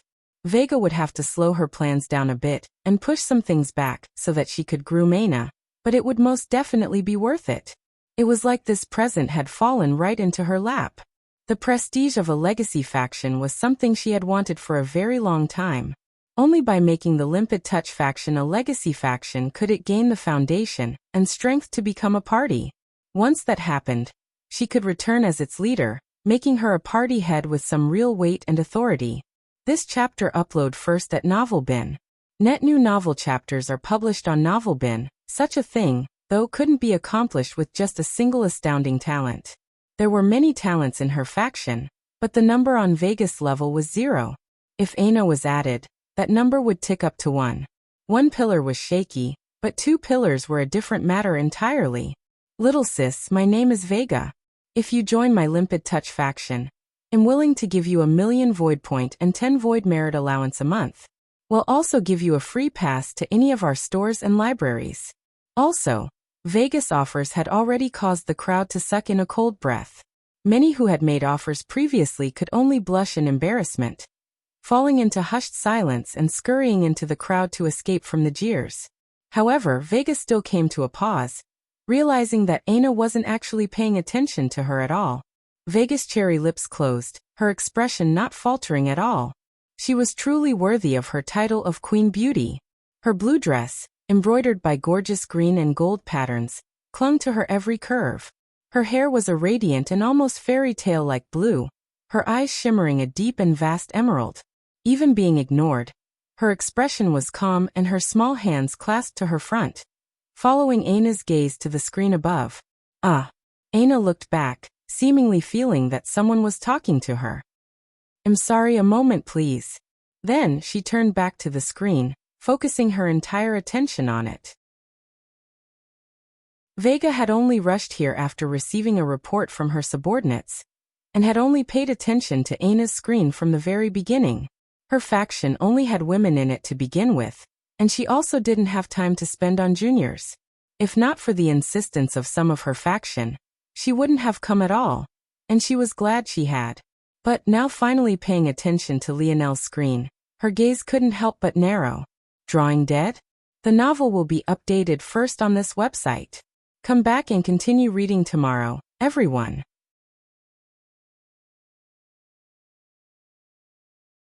Chapter 1408. Published at 21st of November, 2022, 9:46 and 36 seconds AM. Chapter 1408. Lake Prison. If audio player doesn't work, press stop then play button again. Lionel stood easily 50 meters away from the spiritual, his brows locked into a deep frown. Is this man a spiritual then? Or is he a human with an ability to target souls? I don't think I've ever heard of the latter, but I've never seen Aina's ability index in a compendium either. It's possible that this is a uniquely evolved ability. I have seen those before, and they can't be documented. Though Lionel thought this, he was more inclined to believe that this man before him was a spiritual. He looked simply too perfect. It reminded Lionel a lot of Wise Star Order's appearance. Souls tended to be extremely pure and more beautiful than the bodies they came from, according to Wise Star Order, anyway. This was because souls could be idealized thanks to their more intangible forms. In addition, a body had to undergo certain abuses a soul never would. For example, nutrition, injury, environment, all of these things could negatively affect the perfection of a body. The soul, though, was protected by its shell of flesh and thus avoided this. Of course, if this man was a spiritual, what Lionel was seeing right now wasn't a soul, but rather the body it had created for itself. A body which, likewise, wasn't subject to the same harsh realities of a human's body. Like Wise Star Order had said, spirituals formed their own bodies after their births. Being able to mold themselves in their own image like this would obviously give birth to the same sort of overdone perfection. Well, I guess my Aina is an exception. If others knew that Lionel had wasted a thought for such a clarification, who knew how they would react? Now that Lionel had calmed, though, he noticed several things. Well, several things outside the fact he was even more tired now than before. The first was that this spiritual wasn't in the 6th dimension at all. They were in the 5th. Lionel had a feeling that if his soul was still in the 5th as well, that attack just now would have most definitely killed him. The gap in skill was almost too much even for the dimensional gap to overcome. The second was that this man seemed to now be frowning a bit, almost as though he was surprised that Lionel was still standing. This chapter upload first at NovelBin. Net. If you want to read more chapters, please visit NovelNext.com to experience faster update speed. S is by N. Oval by N. The third was the tree and especially the golden apple. Lionel hadn't really thought about it before, but why was it here? Was there something important about it? It was then that he felt a subtle sort of connection between the man and it. But almost as soon as he did, it was as though his internal sight had rammed into a steel wall, being rebuffed and knocked flying. Lionel almost subconsciously fell backward, only to realize it was only his mind that had been sent soaring. Lionel retrieved his internal sight, reining it in and sending it forward again, only for the result to be just the same. And then he tried again, then again. Lionel's gaze narrowed, stepping forward slowly. He closed the distance between himself and the young man. The rebuffing became more and more powerful, but every time it happened, Lionel seemed to get better at handling it. Do it again. Lionel thought silently to himself. What he spoke about wasn't the internal sight sparring at all. He meant something entirely different. Lionel eventually stepped to the very spot he had been in before when he explosively retreated, and that was when he felt it. No, this time, with his internal sight deployed, he could almost see it. It speared through the air, appearing before his forehead in the blink of an eye. It was so fast that it was almost impossible to dodge. Almost. Lionel's head tilted to the side, but he was still a step too late. The harpoon threaded into the side of his forehead, snagging at a piece of his soul, and trying to rip it out. For just a moment, Lionel didn't fight back against the sensation, feeling it pulling at him. The feeling was much less life-threatening than it had been before, but he could feel that if he allowed it to happen, his mind would be irreparably harmed. This wasn't the kind of injury you could heal. Lionel was certain wouldn't have even the slightest effect. However, this was just a simulation. Lionel felt that if there was any place he could toe the line like this, it was in this place. This chapter upload first at Novelbin. Net visit novelbin.com for the best no_vel_read_ng experience. Just when Lionel felt like his soul was truly about to be ripped out, his will flourished, his dream force pulling back and his stars began to rotate faster. The weak hold the harpoon had on him weakened even further, snapping and releasing Lionel. However, at that moment, Lionel's partially awakened soul seemed to have perked up more. Again. Lionel said, taking another step forward. The spiritual didn't need Lionel's input. He had already attacked again the moment Lionel moved. Lionel's head shifted again, but this time, he purposely let himself get nicked. Lionel repeated the process again and again. Slowly, from somewhere deep within the recesses of Lionel's body, his soul was slowly being dragged out from its slumber. With each attempt, Lionel's dream force seemed to become thicker, his affinity deepening and his ability index trembling, creeping forward at a slow, but steady pace. In an odd, unknown world, a version of Lionel stood. Its arms dangled forward limply, its legs pinned down to the ground and its head drooping, its expression impossible to spot. All around it, a dense lake of crimson lay, its hands and feet bound within. Black chains wrapped around it entirely, shackling its neck, its torso and its hips. However, the greatest anchor seemed to be the lake of red itself. What very much seemed to be a pool of blood. Every time the harpoon nicked Lionel, it would stir, its head raising slightly. By the time Lionel had closed the distance to the spiritual to just 10 meters, its head had risen just high enough to see a pair of eyes just barely cracking open. A chain snapped, the blood lake suddenly beginning to boil. The novel will be updated first on this website. Come back and continue reading tomorrow, everyone.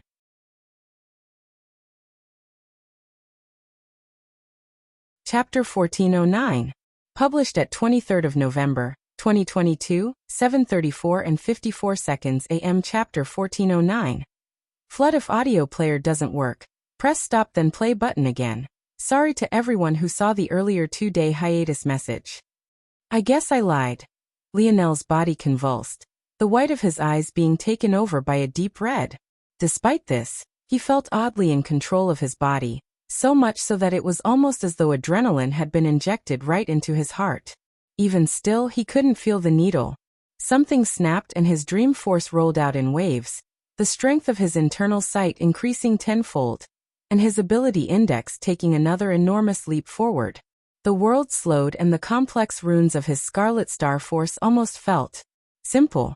His internal sight only swept over it just a single time, but his number of comprehended runes increased from 8 to 9 in the blink of an eye.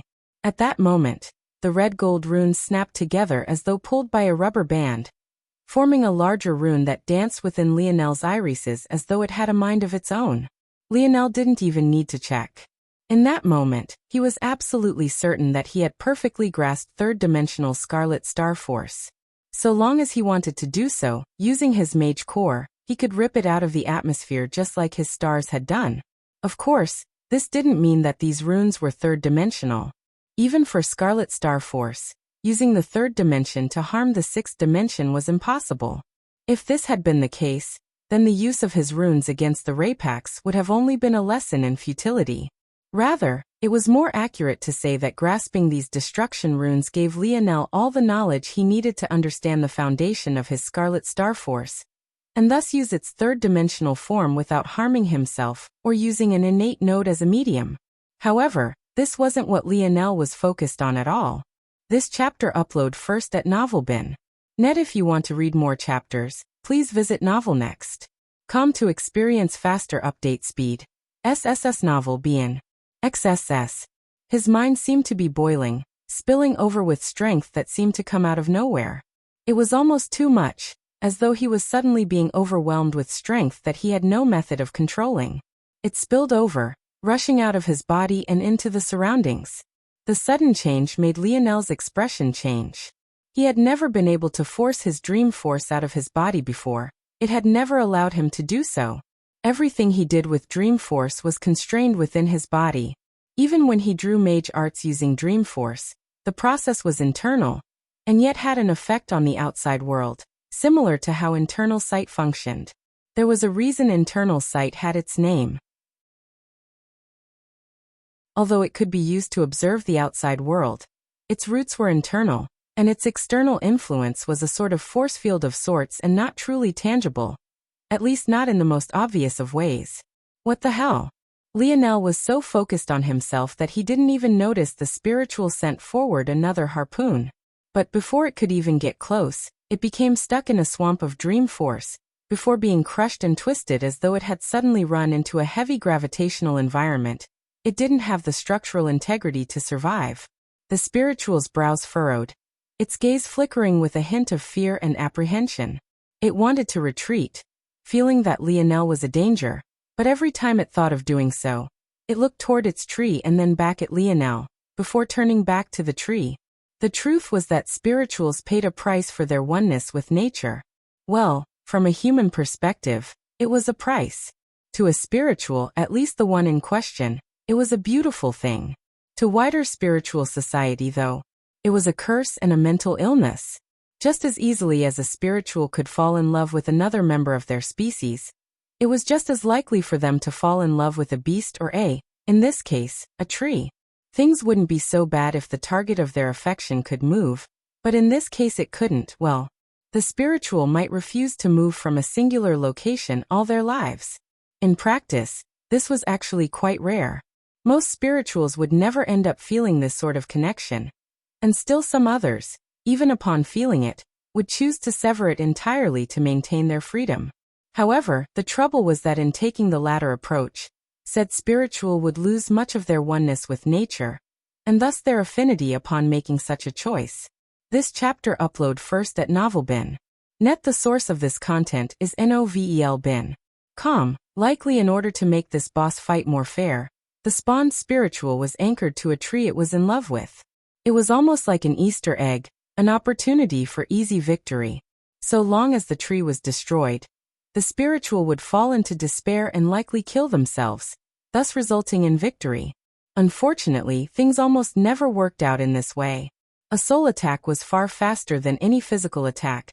The only reason Lionel could even begin to dodge was because he sensed it coming before it was levied. It was impossible to destroy the tree before the spiritual killed you. But in this case, Lionel's dream force continued to roll out of him, refusing to listen to any of his commands. The spiritual stood before his tree to protect it, unwilling for any harm to come to it. But Lionel's dream force continued, coming out in wave after wave.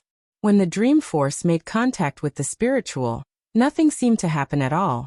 But the spiritual's eyes still widened. Lionel's dream force was like a thick oil, latching onto his skin and blocking all of his pores. Even when the spiritual tried to project his soul out again to attack Lionel and stop this madness, he found that his soul rebounded against its skin, being locked into his body. Lionel continued to stand in silence, his mind still clear as he focused on trying to take control of himself again. He couldn't decide whether what was happening was a good or bad thing.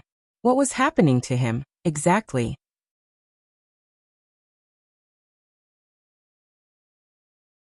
Chapter 1410. Published at 23rd of November, 2022, 7:34 and 52 seconds AM. Chapter 1410. So what? If audio player doesn't work, press stop then play button again. It was odd. Dream force was meant to be one of the most dangerous forces in all of existence. As the arbiter of consciousness, having it in too large a supply was always a bad thing, as those who didn't have high affinity for it would find the line between fiction and reality blurred, a lot like what a schizophrenic would experience. Dream force carried with it the power of perception, and fundamentally, perception was often reality.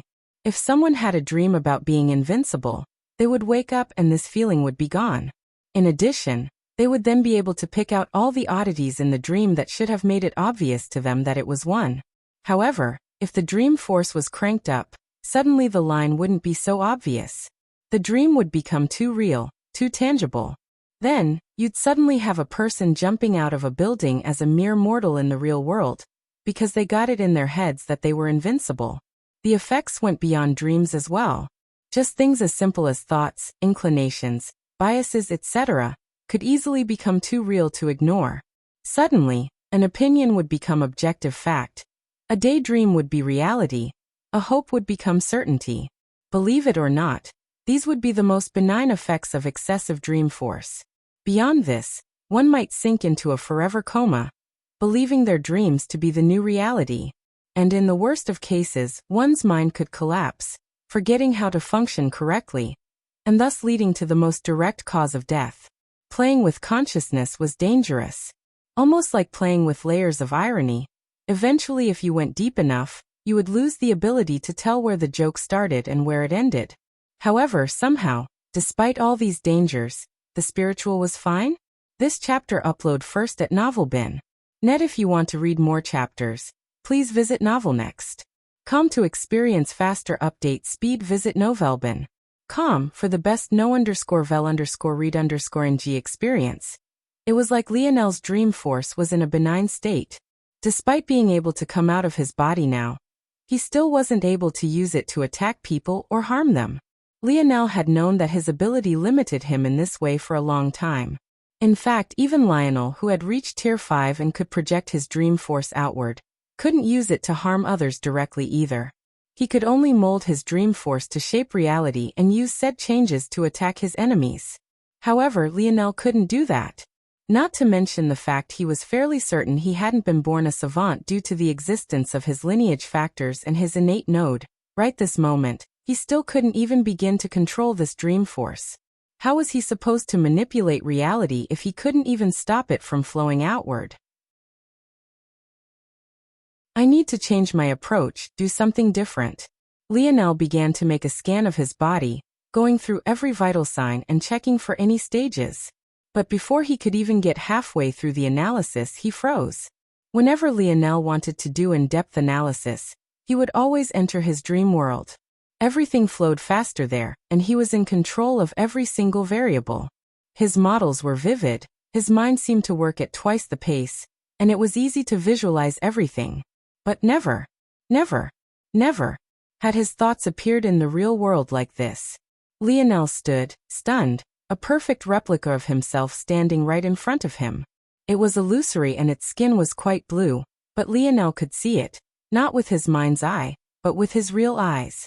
His dream clone, it was standing right in front of him. What the hell? Lionel lost focus, causing the dream clone to waver and almost completely collapse. No. This chapter upload first at novelbin.net. Visit novelbin.com for the best no_vel_read_ng experience. Lionel settled his mind, and the dream clone stabilized again. It felt as though he was looking right at a hologram, as real and tangible as such a thing could get. He stretched out a hand, but his hand passed right through it, just like it would in his dream world. Lionel was baffled. His expression kept changing, trying to understand what this sort of change meant. Had his ability index evolved? Could he make illusions now? Warp reality? No, that didn't seem to be the case. Even when he tried to make himself more tangible than just a blue hologram, it didn't go very far. Even a toddler wouldn't be fooled by this image. In addition, if he couldn't even make an illusion, warping reality was an even further away pipe dream. This was very clearly something else entirely. If he had to describe it, it was like his dream world had suddenly manifested into reality. He could do everything he had been able to do in there, or here now. But so what? Lionel couldn't think of what use such an ability could have. If he really applied it, he could probably become one of the greatest teachers or professors to ever exist. And he would be pretty good at relaying his thoughts precisely and with ease. But all of this felt a bit hollow. Maybe there was something more? Something greater on the other side? If only he could just retract his dream force. So long as he could do that, he could try to get the spiritual to work with him again, pulling out more of his soul. Lionel was certain that the result of this change was related to the changes to his soul. So he just had to try to replicate it to the best of his abilities. What Lionel didn't know, though, was that he had been frozen in place ever since those chains snapped. Everything that he had imagined himself and his environment doing, from the movement of the spiritual, to the flood of his dream force, to the appearance of his dream clone, and even down to the movement of his hand through its hologram, had never happened at all. The novel will be updated first on this website. Come back and continue reading tomorrow, everyone.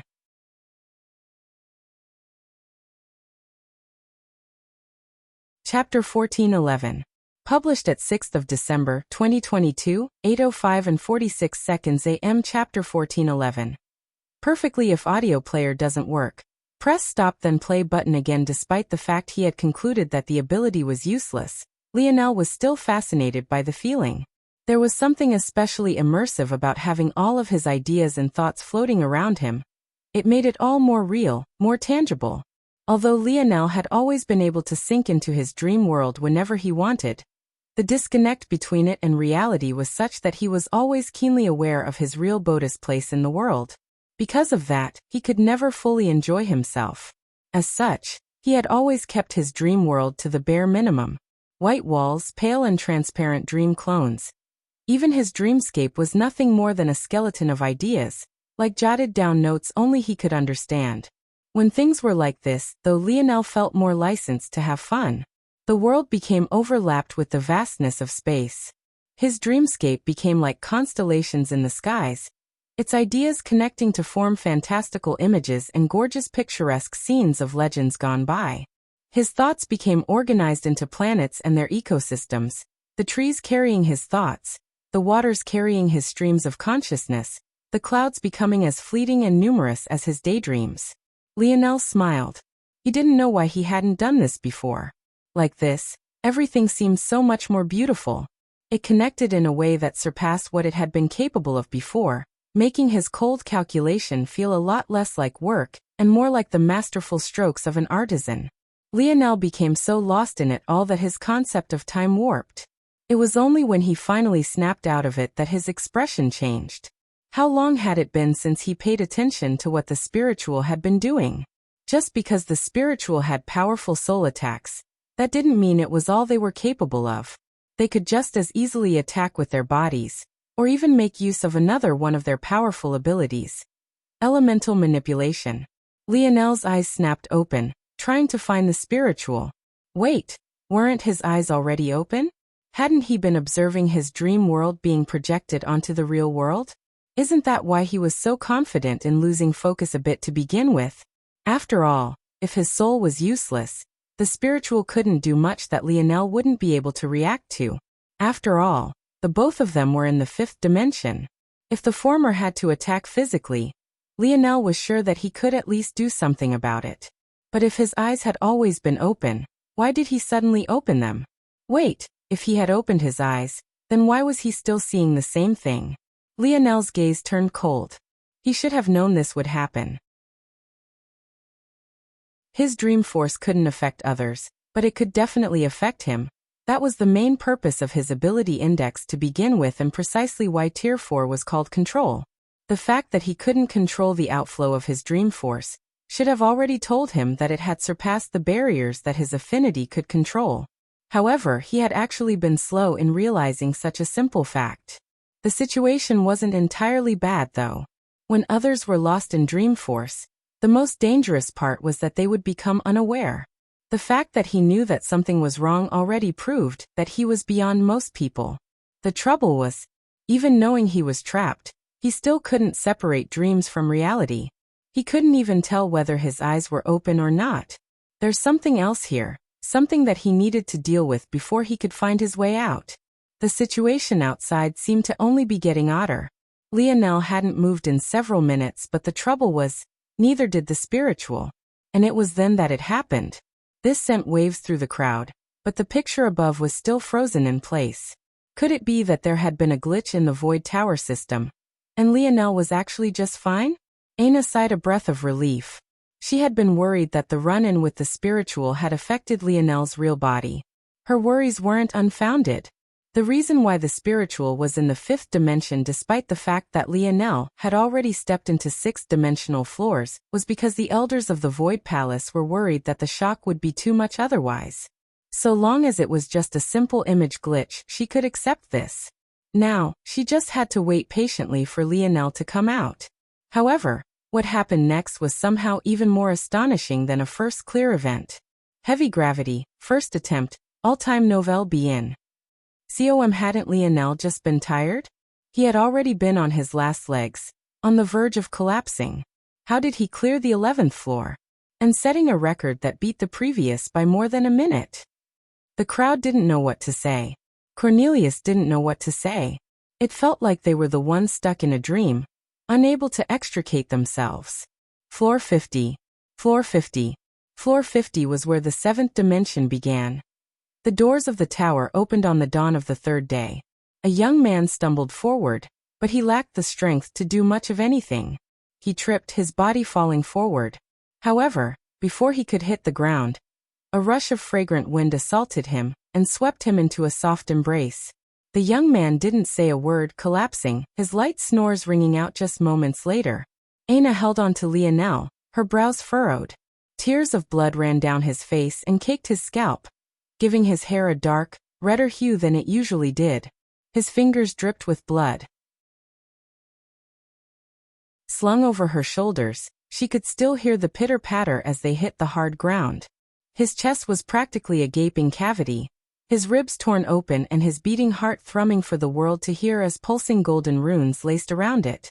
None of this made any sense. The Void Tower was a simulation and nothing more. Your real body never entered. How could it leave Lionel's body in such a state? What had happened to him? However, maybe the most shocking part was that his right arm was out of its sling, somehow perfectly healed.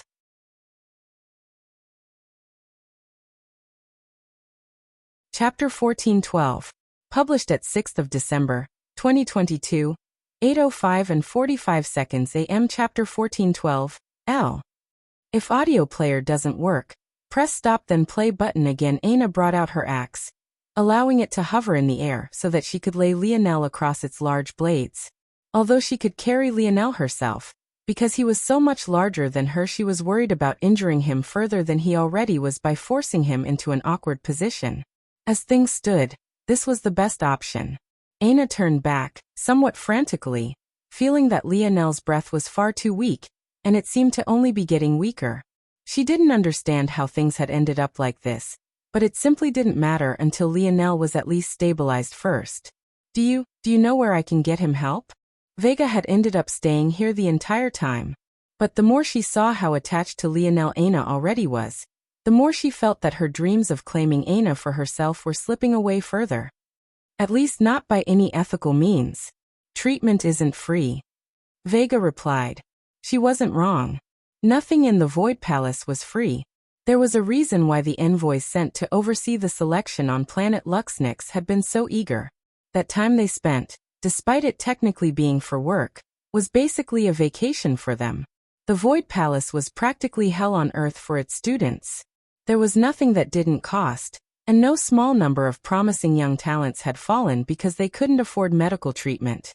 Of course, the most talented of these promising youths usually had other backers to rely on. But for Aina and Lionel, who had only just arrived, despite their talent, this spelt trouble. If an organization wanted to take advantage of their current weakness at this moment, it would almost be too easy. Luckily, there was a silver lining, and that would be competition. With their talent, it was likely that many would want them. Although no one understood what had happened to Lionel, they had at least watched his performance on the first 9 floors, and that much was enough. The trouble was, How many dared to compete with a gold-grade faction? And not just any gold-grade faction at that, but one on the verge of becoming a legacy faction? Aina's brows furrowed, clearly understanding this. Aren't there rewards for breaking records? She asked through gritted teeth. Vega's gaze shifted upward, looking at the long line of leaderboards that surrounded the tower. By now, Lionel's name appeared much too many times for comfort. The crowd had considerably thinned in recent days, but the intrigue around what was happening hadn't lessened in the slightest. Whether or not these records will hold up is one matter.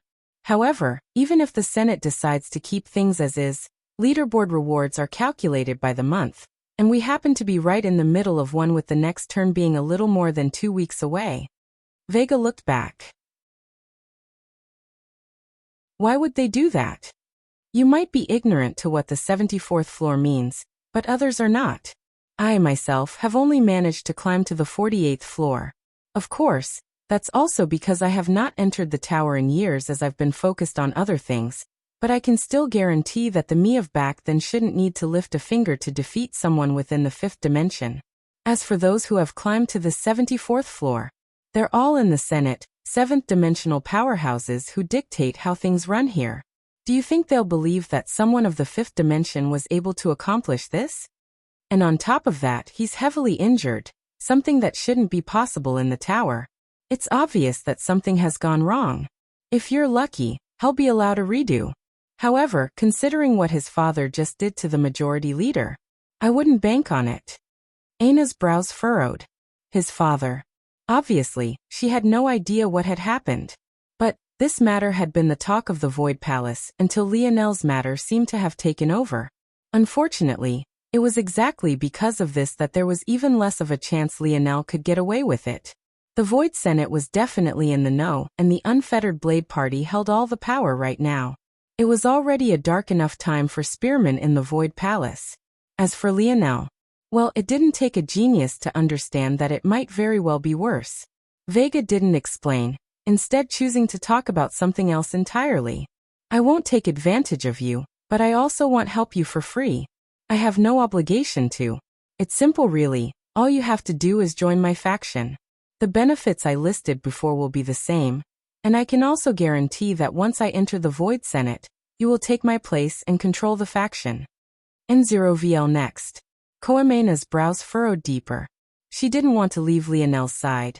She hadn't gotten to spend nearly enough time with him, and they had already been apart for over a year. She had been a part of the Void Palace long enough to know even if they were in the same organization, they might be worlds apart. The rules were strict and the room to maneuver was minimal. If she joined a faction, especially an ambitious one like this one, they would probably run her ragged for the sake of the group. That didn't even mention the trouble that would come with joining such a hot pot. There would definitely be waves of internal struggle. But she had already left Lionel alone for too long. His injuries were far too severe, and if he could have healed them, he would have already done so. This wouldn't work at all. She had to. Aina bit her lip, ready to accept. But before she could, a voice came over. What's this? Trying to exploit my sister-in-law in her most vulnerable state? You're quite shameless, Third Queen Beauty. A chuckle came from the distance as a bronze-haired young man appeared. He was quite sloppily dressed, but the brightness of his eyes was undeniable. It gave him a sort of charisma most lacked. He was the 4th Nova CEO.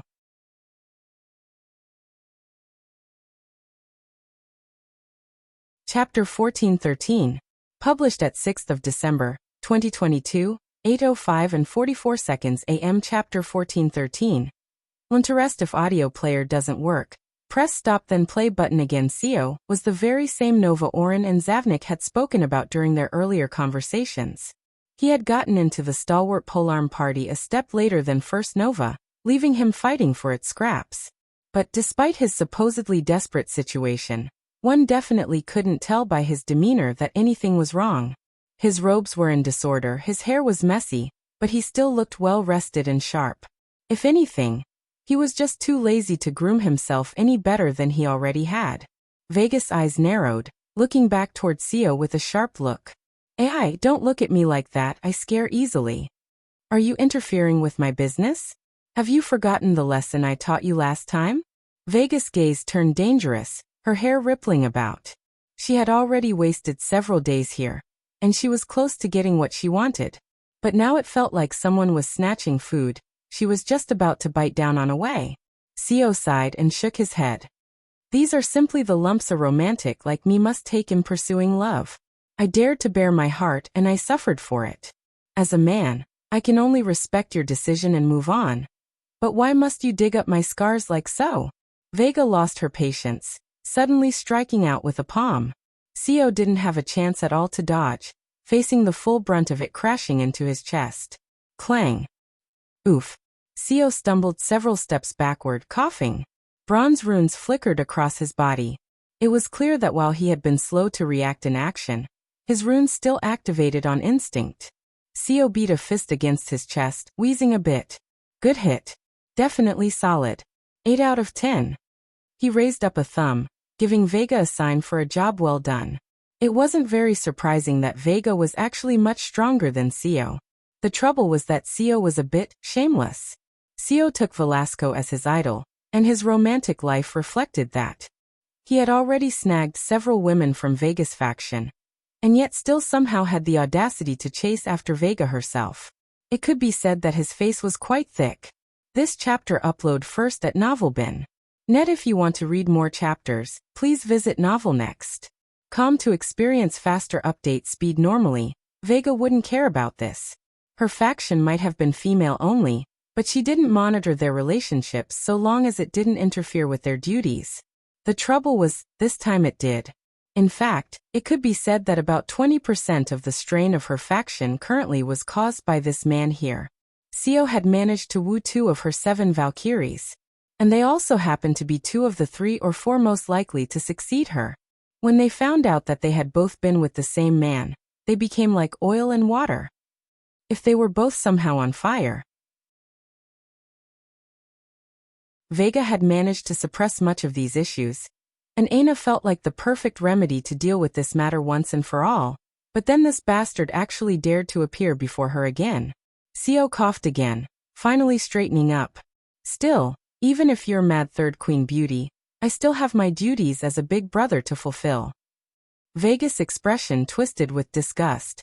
Knowing Seo, it would be a miracle if Lionel was left with his underpants after all of this was through. Still, she turned on her heels and began to walk away without so much as a goodbye to anyone present. She had wasted enough time here, and the one rule that everyone had to follow in the Void Palace was no killing. Even if she beat Seo to a pulp, it wouldn't help her mood out. In fact, he would only take greater pleasure in ruining her plans. Seo grinned wildly, his eyes practically glued to Vega's swaying bottom as she glided into the distance. Damn, that woman's really like water. Even her palm felt good. I really need to have me a taste. Aina's brows furrowed listening to Seo's vulgarity. She suddenly wasn't very certain if this was a good turn of events or not. Seo turned back, his eyes lighting up when he saw Aina's face. He had already known that this sister-in-law of his was beautiful, but to think she really lost out to the likes of Vega in no way. TSK, littlest Nova sure was lucky to have snagged something like this before stepping foot into the Void Palace. Where was the justice? This gaze, though, only made Aina's frown deepen. If not for the fact Seo had already become her last hope, she would have long since turned and left. Seo chuckled. No need to act like this. I'm greedy and lustful, but I never touch the women of my brothers. However, I will take their money. I'll pay for littlest Nova's treatment. But the interest? Well, let's just say that the interest won't be small. Seo grinned, his smile both devilishly handsome and demonic. Many dispersed and left the traffic around the Void Tower about normal for what it usually would be. However, the mystery around what exactly had happened felt heavier and deeper than many knew or were even willing to think about. Most assumed that the Void Senate would soon find out what happened and report these matters. But the oddity was that this chapter upload first at Novelbin. Net. The Void Tower was still open, functioning as though nothing at all had happened. Still, despite this, what was maybe even more shocking was that the Void Elders themselves were also baffled by exactly what had occurred as well. They stood in the air, unbeknownst to anyone, cloaked in black. You all sense it, right? Yes. This dream force, it leaked out from the inside. Novel being. Com you mean? For several days, we didn't dare to approach this place, we could only let things play out as they would. But it seems that this dream force didn't have any malicious intent. Maybe. But it also distorted reality to the point none of us know what happened inside. The cloaked figures fell into silence, their gazes turning toward Cornelius, who was still frozen in the air, unmoving. Cornelius might have an inkling of what happened as he was in range. Yes, but he's currently stuck in a dream loop.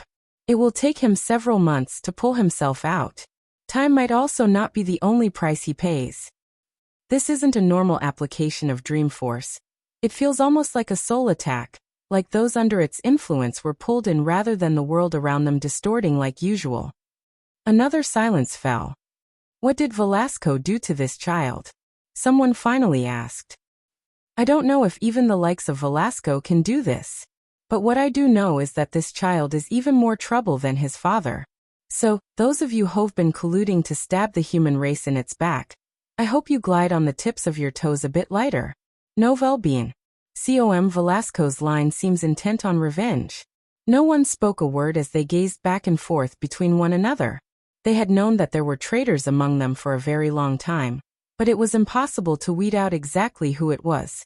In recent decades, after Velasco had come into his own strength, the movements had only become more subtle and harder to detect. But this Leonel Morales seemed to be another wild variable thrown into the fuel.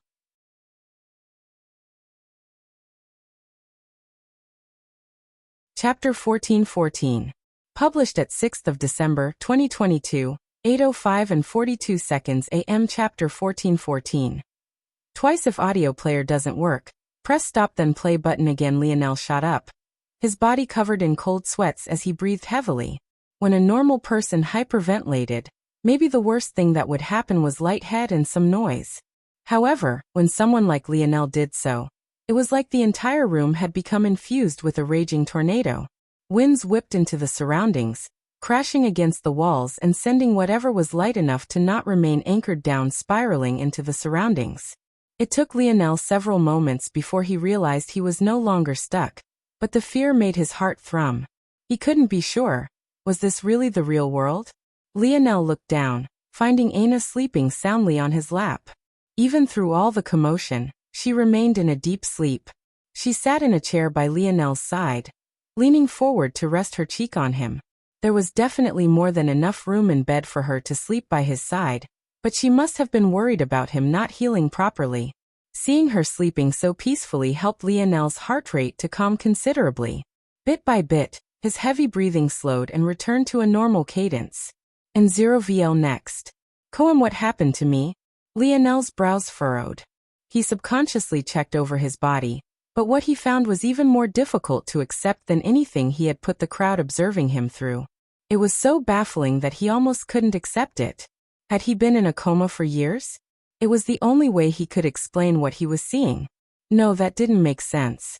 With years, considering Ana's talent, she would have most definitely progressed into the 6th dimension.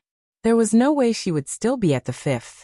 Leonel had no one he could ask except Wise Star Order. He almost felt stupid doing so, knowing full well that the old man shouldn't have been able to see what was going on in the tower.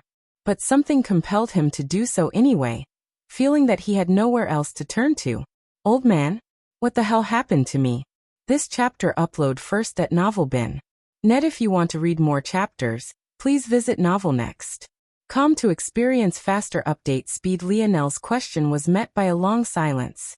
At first, he thought the old man was taking his time to respond, something that happens sometimes.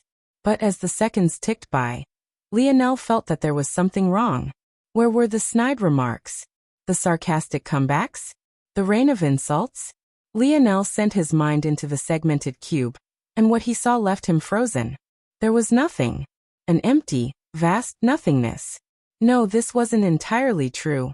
In the place of what should have been Leonel's greatest reliances, there was an odd swirling portal and fragments of space. The only time he had ever seen something like this was when he entered subdimensional zones, but there was very clearly no zone magically hiding within his segmented cube. Realizing what this could mean, Lionel's expression went ashen. He rarely reacted like this to any change. In fact, he could ever remember reacting like this to anything. However, if he was correct, this sort of event warranted exactly this kind of shock and horror. The segmented cube was ultimately a powerful spatial tool. If the inside of it looks like this, then the only explanation was that the inner space of the segmented cube collapsed, taking with it everything that had been within.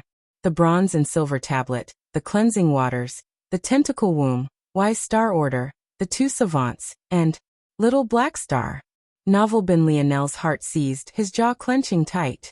He didn't want to believe it, but he didn't have any other explanation. The resources he could accept the loss of. He had no idea what happened, but things were ultimately things. He could even accept the loss of wise star order. Though the old man had been useful, Lionel had already lost count of the number of times he had tried to kill him. Even the tentacle womb and the golden-scaled koi fish, he could get over it. However, little black star, candle and vice, that he could not accept. Lionel's gaze flashed with red, his teeth clenching so hard the blood dripped down from their crevices. What happened? What happened? What happened to him? This chapter upload first at Novelbin. Net Lionel balled his fists, trying to calm himself down, but he found it hard to do so. There had to be a way to reverse this, a way to turn it back around. The segmented cube was the heirloom of the Morales family. How could it possibly collapse so easily? How could something like this happen? No, there has to be a way. I don't believe it. Lionel wouldn't accept that this could just happen. Little Black Star had been injured, but Lionel had always been keeping up with him. Thanks to Lionel killing the Shadow Sovereign, the little guy had been able to absorb another shadow world into himself, strengthening him and helping him to heal faster. By the time Lionel had entered the Void Tower, little Black Star had already recovered to easily 90% and was prepared to surpass his former self. This was all to say that given his abilities, the one most likely to survive the collapse of a spatial device was most definitely the little mink. It was impossible for little Black Star to just sit there and wait for death. Even if the little guy couldn't save everything, he could most definitely save himself. Wait, connection? Lionel placed a hand to his chest. If little Black Star had died, their connection would have definitely been severed. Even though Lionel couldn't feel little Black Star right now, he knew that their connection was still intact. This thought helped Lionel to relax slightly, but it still wasn't enough for him to settle down all his worries. There has to be a way, but I won't find it by panicking. I need to find out what happened in these last few days. And to do that, I'll need to first understand the changes to my body.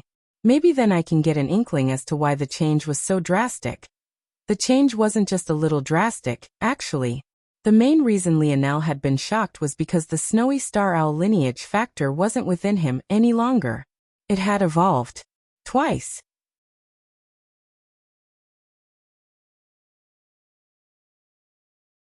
Chapter 1415.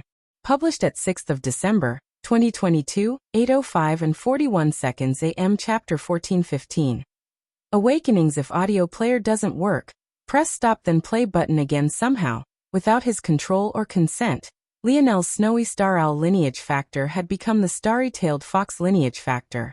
Not only that, but it had completed all of its awakening completely. Just the base strength Lionel's body right now was beyond anything he had ever felt before. It was as thought his body had been injected with steroids. The starry-tailed fox had 3 branches as well. The speed branch, the healing branch, and the wisdom spirit branch. Wise Star Order had never been able to explain to Lionel exactly what wisdom spirit branch meant, but experiencing it now, Lionel felt like he was almost walking on clouds. To the snowy star owl, the wisdom branch was simple. It only represented the mind and its dimension, in addition to the senses. Each awakening either increased the strength of the mind or the eyes. In combination, they became the greatest embodiment of the snowy star owl's sensory capabilities. The wisdom spirit branch, though, went beyond just senses. Or at least it went beyond senses in just its normal and rawest form. It also happened to extend to senses of the spirit, or in other words, the very same sort of oneness with their surroundings that spirituals felt. If Lionel was any other person rising to the fourth awakening of the Wisdom Spirit branch, his light and star elemental affinity would skyrocket to realms beyond words. He would gain the ability to control atmospheric light and star elemental forces as though he was breathing. And he would also find that increasing his strength through the use of light and star elemental forces had become vastly easier. These benefits didn't bother to mention other miscellaneous matters such as better control over the light and star elements as well, along with many other related matters.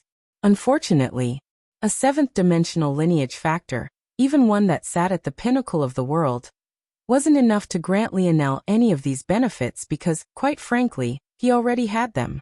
The starry-tailed fox wasn't strong enough to outclass an innate node like Lionel's, especially not when it was so outrageously large to begin with. However, this didn't mean that Lionel had gained nothing from the four awakenings. Firstly, his mind had climbed to the pinnacle of the sixth dimension. It would have entered the seventh, however his bodhi's limitations had stopped it from growing any further.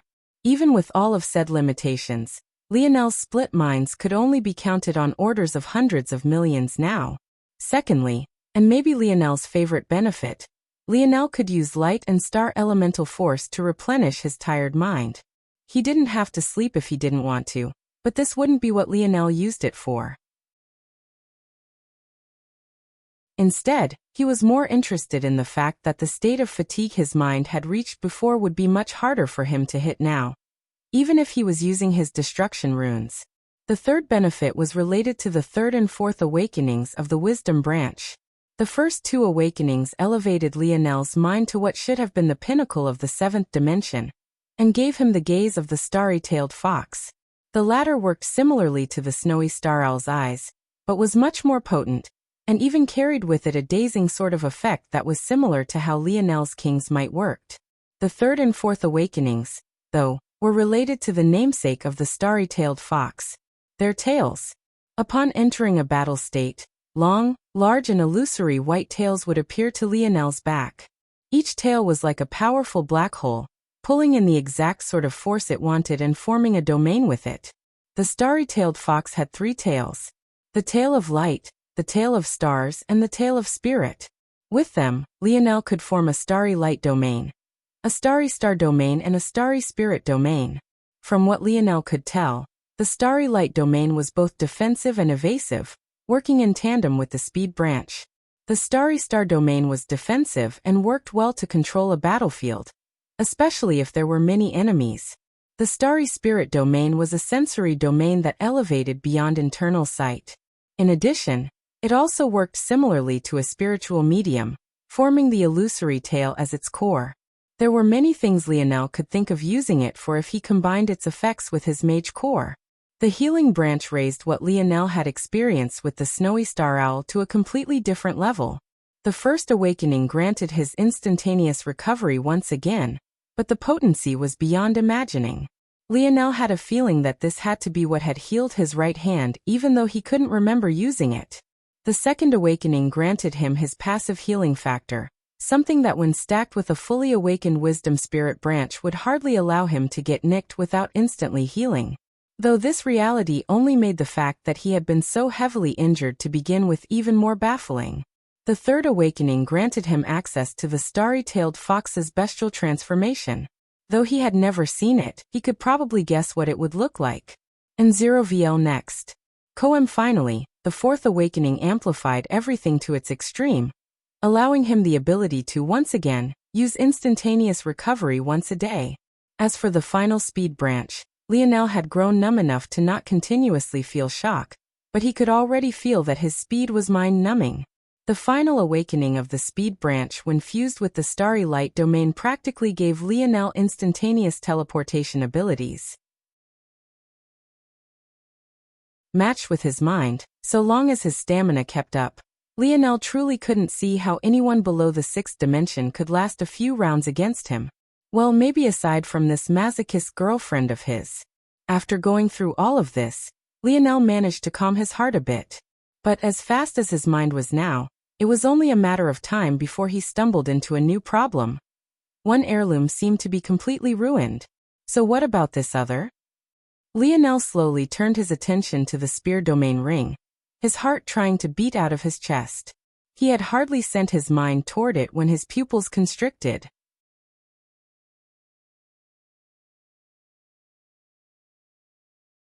Chapter 14:16.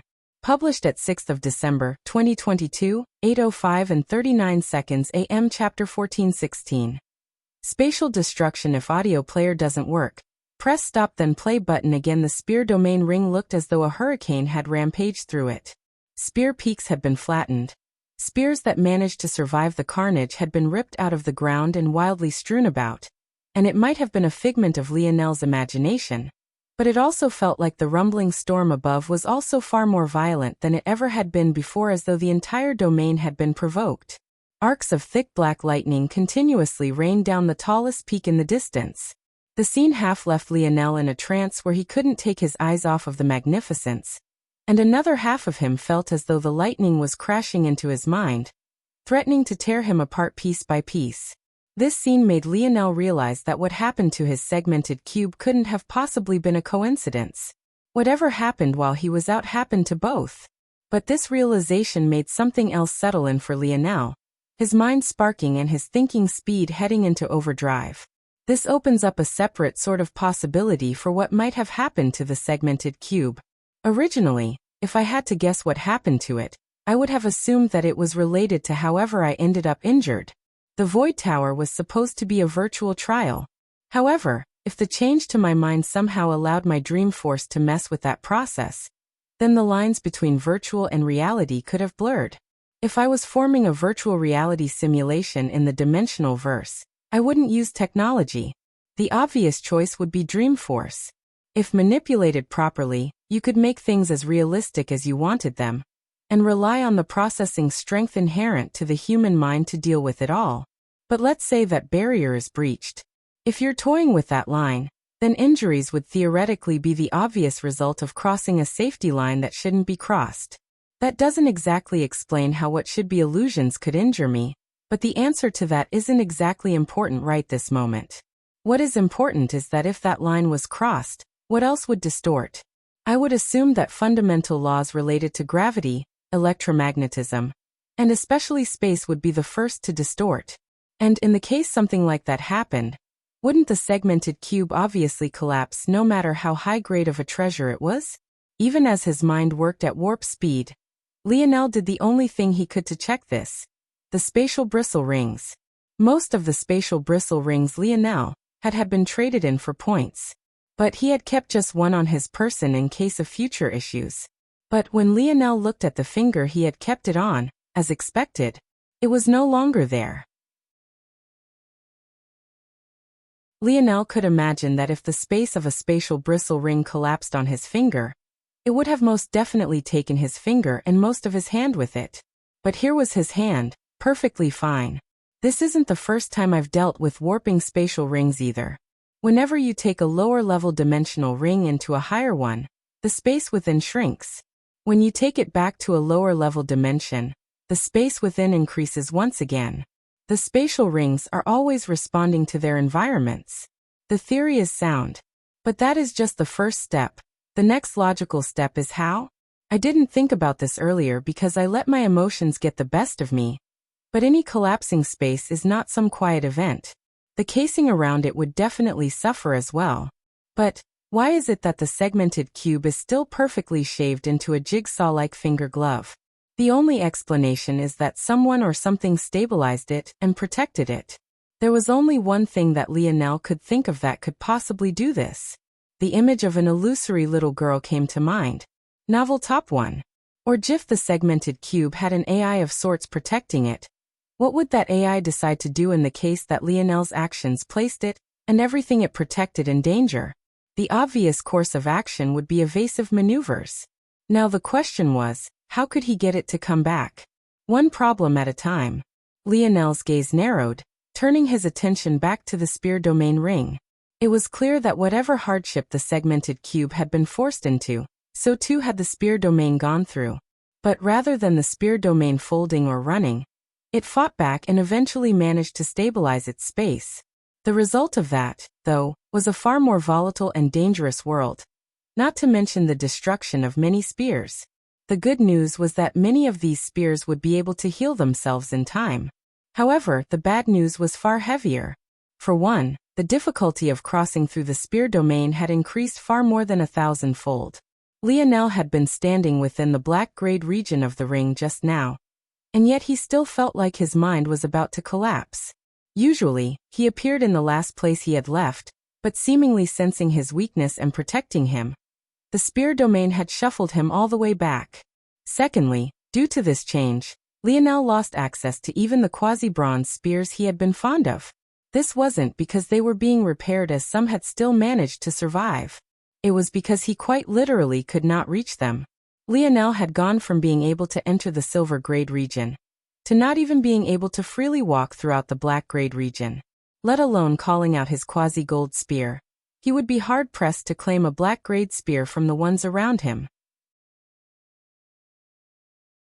It felt like he was right back to square one, standing at the same place he had been when he hadn't even completed his nodes yet.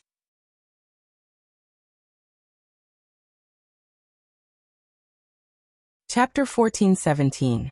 Published at 6th of December, 2022, 8:05 and 38 seconds AM. Chapter 1417. Mage Core Tree. If audio player doesn't work, press stop then play button again. Toward this, Lionel could only sigh. He had just been feeling like he was making great progress with the spear domain. He had finally gained a small bit of its acknowledgement. His spear force was rapidly evolving every day, and he had finally claimed a quasi-gold spear, only to be shuffled right back to step 1. Lionel couldn't help but feel that there was a small sense of irony to this. The moment Lionel thought that he should maybe stop emphasizing peak spears so much and focus a little bit more on the spears beneath them, he was thrust into a situation where if that would seem like a privilege. Truthfully, Lionel would feel pretty depressed about this setback if he had truly gotten nothing in return for it. But the change to his lineage factor was just one of the changes that had occurred in Lionel's body during these last few days. If little Blackstar was truly safe and just shuttled off to some pocket of space by the spirit of the segmented cube, then this sort of trade-off wasn't bad. In fact, Lionel could be said to be benefiting. The second most obvious change to Lionel was the evolution of his mage core.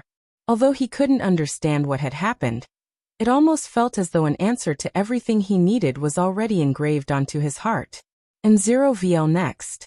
Koem the mage core had become a looming canopy within Lionel's ethereal glabella.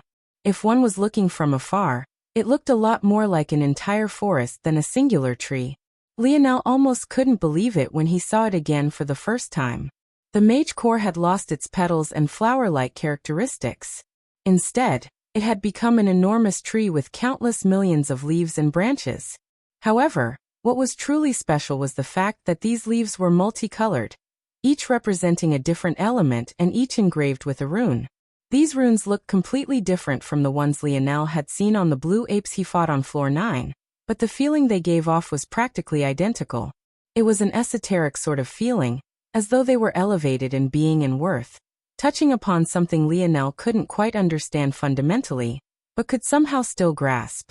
It was almost as though Lionel was reading a book and had stumbled upon a word he couldn't understand. However, thanks to the words and context around it, his guess was accurate as the definition itself. This chapter upload first at NovelBin.net. If you want to read more chapters, please visit NovelNext.com to experience faster update speed. If he focused, he could understand what the individual runes meant, but if he wanted a holistic understanding of them all and how they fed into one another and played off of one another, he would need maybe months, probably years. You would think it would be easier than that with all his split minds. But Lionel found that if he tried to split himself to understand things, the clear definition he had in his head would blur. He didn't have a clear reasoning for why this would be unless, but he had a guess. If whatever was controlling things while my mind was stuck in my dream world comprehended all of these runes at once, then that would mean that the bits and pieces of understanding are all spread out, and won't be focused unless I train all of my minds on a singular rune. Lionel frowned slightly. He couldn't ever remember his split minds working like this. Aside from Dream Counter, where he would always assign one mind to a task, the rest had always been fluid and interchangeable. But this felt as though his split minds had all been tagged and assigned to a separate control center. Wow, it's no wonder. Lionel couldn't deny it. While this made things more difficult on him comprehending the changes to his mage core, it made his thinking speed and efficiency far higher than it ever had been. Before, he had still been stuck in his ways, still trying to use his split minds the same way as always. But when he fell in line with the changes, it was as though some had pressed down on an accelerator, hard. His thoughts became like bolts of lightning, almost completing before he had even decided to use them. His intention was almost lagging behind his actual thoughts. Lionel was almost lost in the world of his own mind again. But this time it was completely intentional. This chapter upload first at Novelbin. Net with the way his mind worked before, when he needed to deduce something, he would work linearly. When one line of thought failed, he would abandon it and then proceed on to the next thought. However, with how it worked now, he could simultaneously think through every possibility, and even have them ranked by probability and likelihood before his former self could even switch to a new line of thought. Lionel realized that if he had used this method to think back when he first met Wise Star Order, it would have been impossible for the old man to read his intentions by shifting through 10 million minds because every mind would have already had the same intention. It was just that that intention would have been broken up into little tidbits and divided 10 million times, making it almost impossible for anyone other than Lionel to piece them together and understand them. The irony of this was that it was using Lionel's several hundred million split minds as though they were all one mind.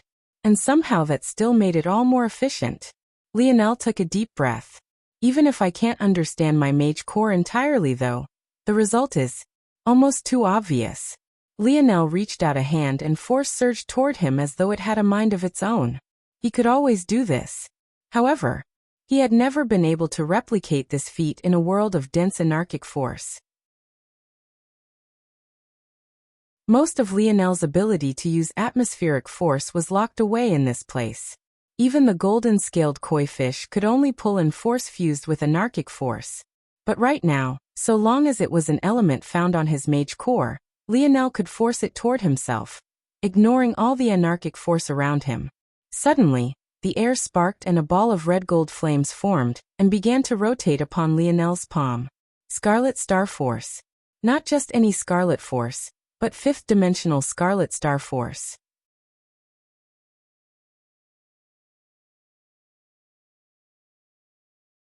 Chapter 1418. Published at 6th of December, 2022, 8:05 and 37 seconds AM. Chapter 1418. Of all people? If audio player doesn't work, press stop then play button again. Lionel didn't know what to think for a long time.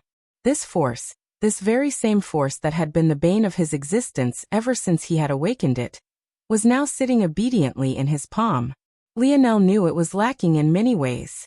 This force on his palm now compared to the force he could emit from his innate node in the same way force crystals differed from pure force crystals. The gap was enormous.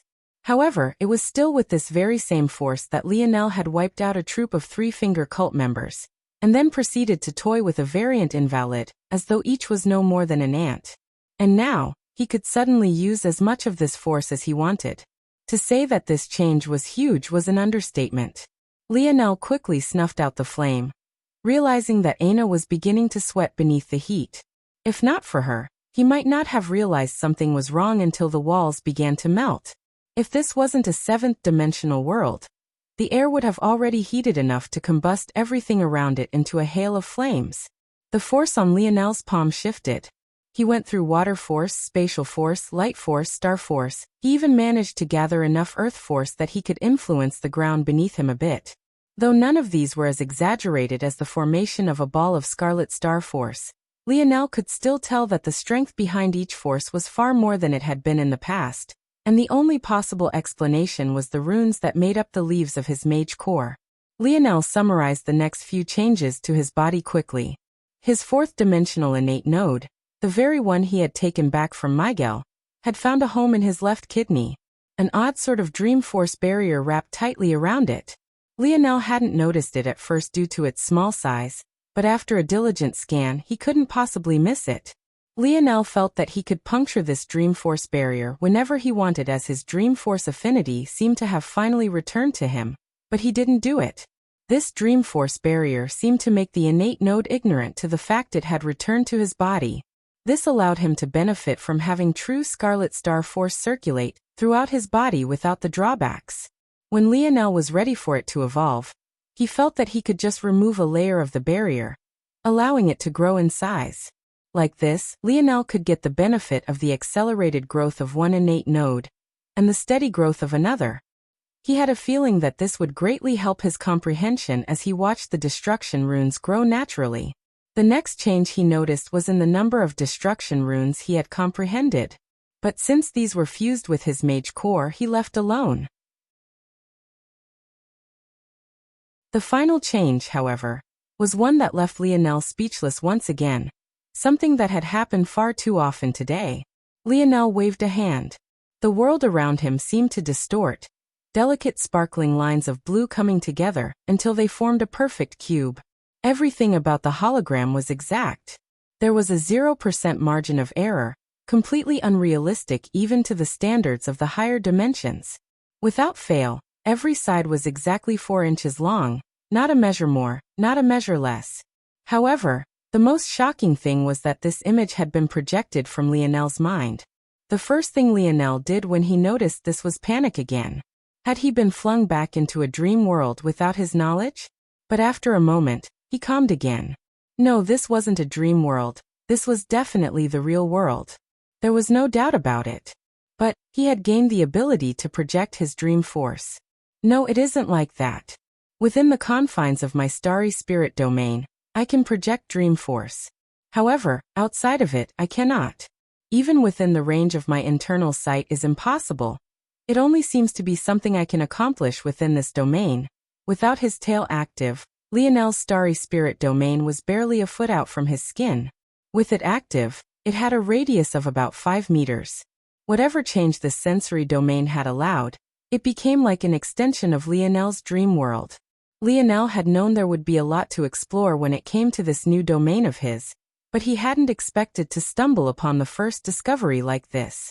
Lionel had dismissed this ability when he was stuck in his dream world, thinking that it would only make him a good teacher and communicator. But now feeling it in the real world, he realized just how game-changing this ability would be. He almost wanted to stand up right this moment and begin crafting, but that was when it hit him like a ton of bricks. I lost little Tali too. Lionel's fists clenched. He had to find a way to reverse this as soon as possible. He knew there had to be a way. Lionel. Lionel was suddenly tackled down by a soft body. Before he could understand what was happening, 2 small palms clasped his cheeks, pressing them together as though to check he was truly alive. Lionel's lips pursed out of his control, his eyes blinking as he looked up toward Aina, who already sat over him. Seeing the worry in Aina's eyes, Lionel's heart softened a bit. But when she tried to kiss him, he dodged and hoisted her over his shoulder. No time for horniness today, ma'am. We have work to do. I have to find out how to save an adorable little mink, and an equally as adorable silver blob. Aina was so stunned that she didn't even react to Lionel conveniently squeezing one of her large cheeks as she was halved over his shoulder. Did this man just accuse her of being horny? This man of all people.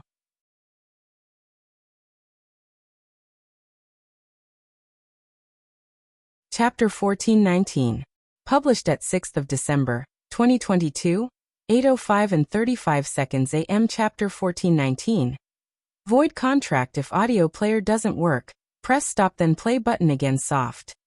Lionel nodded to himself. Aina seemed to snap awake at these words, slapping Lionel's hand away from her ass, and pushing herself up and off his shoulder. She harumphed, pulling her skirt down to hide anything indecent, and smoothing out the wrinkles.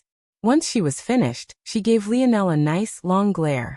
But in return, she received a chuckle. What's with that look?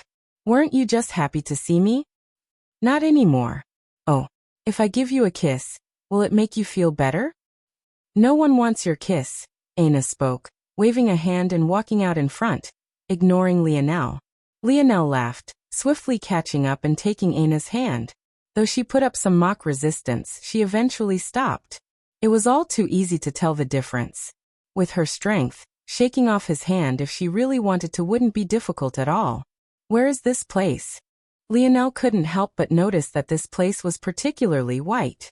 It was completely unlike the dark regions he had gotten used to in the last several days. Well, aside from the 10th floor of the Void Tower, that is. This place, though, was obviously not in the Void Tower, and it had a distinct medicinal scent in the air. It's a hospital, obviously. Who asked you to come out of the tower with a hole in your chest? What the hell happened to you? Aina frowned, her slightly annoyed tone shifting to concern as she looked toward Lionel. The more she thought about it, the less it made sense to her as well. It was supposed to be a simulation. During her own death, she had become an old woman after expending all of her life force, and her bones practically crumbled under the weight of her flesh. It was quite gruesome, but she eventually woke up just fine as though nothing had happened. If even a death like that couldn't harm her, then what could have possibly harmed Lionel? I'm not sure. A hospital? It wasn't free, right? How did you pay for it? Did you get leaderboard rewards already? About that, your cousin. My cousin? Novel top one. Or Lionel's brows shot up. The only cousin he knew of was Noah, but he had a feeling that Aina wasn't talking about him. Noah should be just as unable to pay for his treatment as Aina was. It wouldn't make sense for Aina to be referring to him. Yes.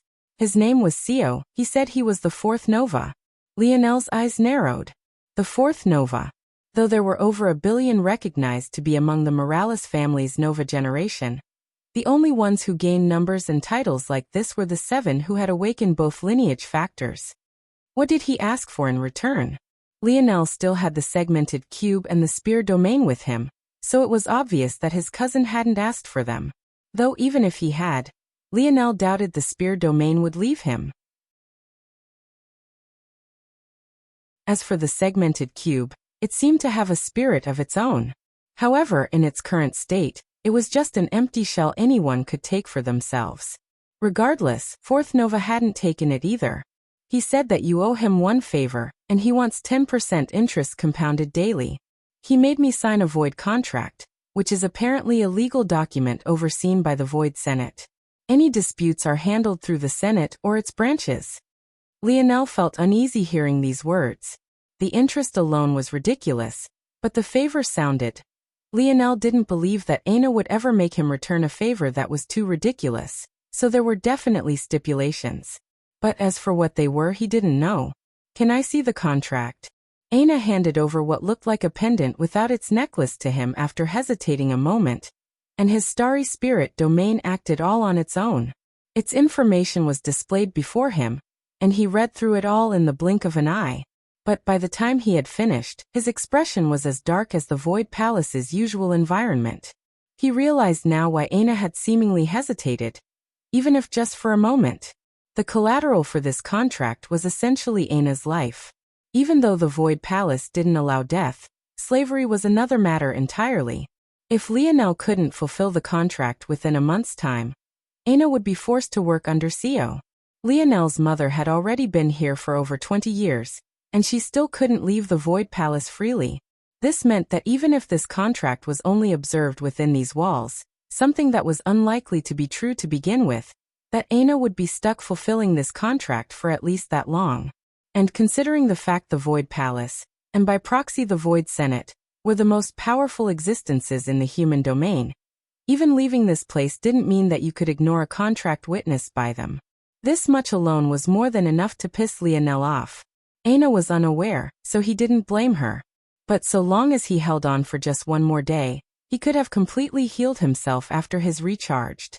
In fact, so long as Lionel had been given a space without anarchic force to contend with, his healing factor would have been more than enough to allow him to recover to his full strength. Beyond this, the description left for the favor left Lionel unsettled. The restrictions placed on it were heavy. Aina had insisted that such a favor couldn't go against Lionel's moral code, but as a rebuttal 4th Nova seemed to slip in that said moral code had to be provable by Lionel's actions. That line alone was something Lionel knew Aina wouldn't accept unless she felt pushed into a corner. It practically undid all of the restrictions so long as the clause was used cleverly. Lionel didn't think his mood could get any worse, but when he saw the bill, his temper threatened to flare up again, and only grew worse when he recognized the green hair of the woman across from him.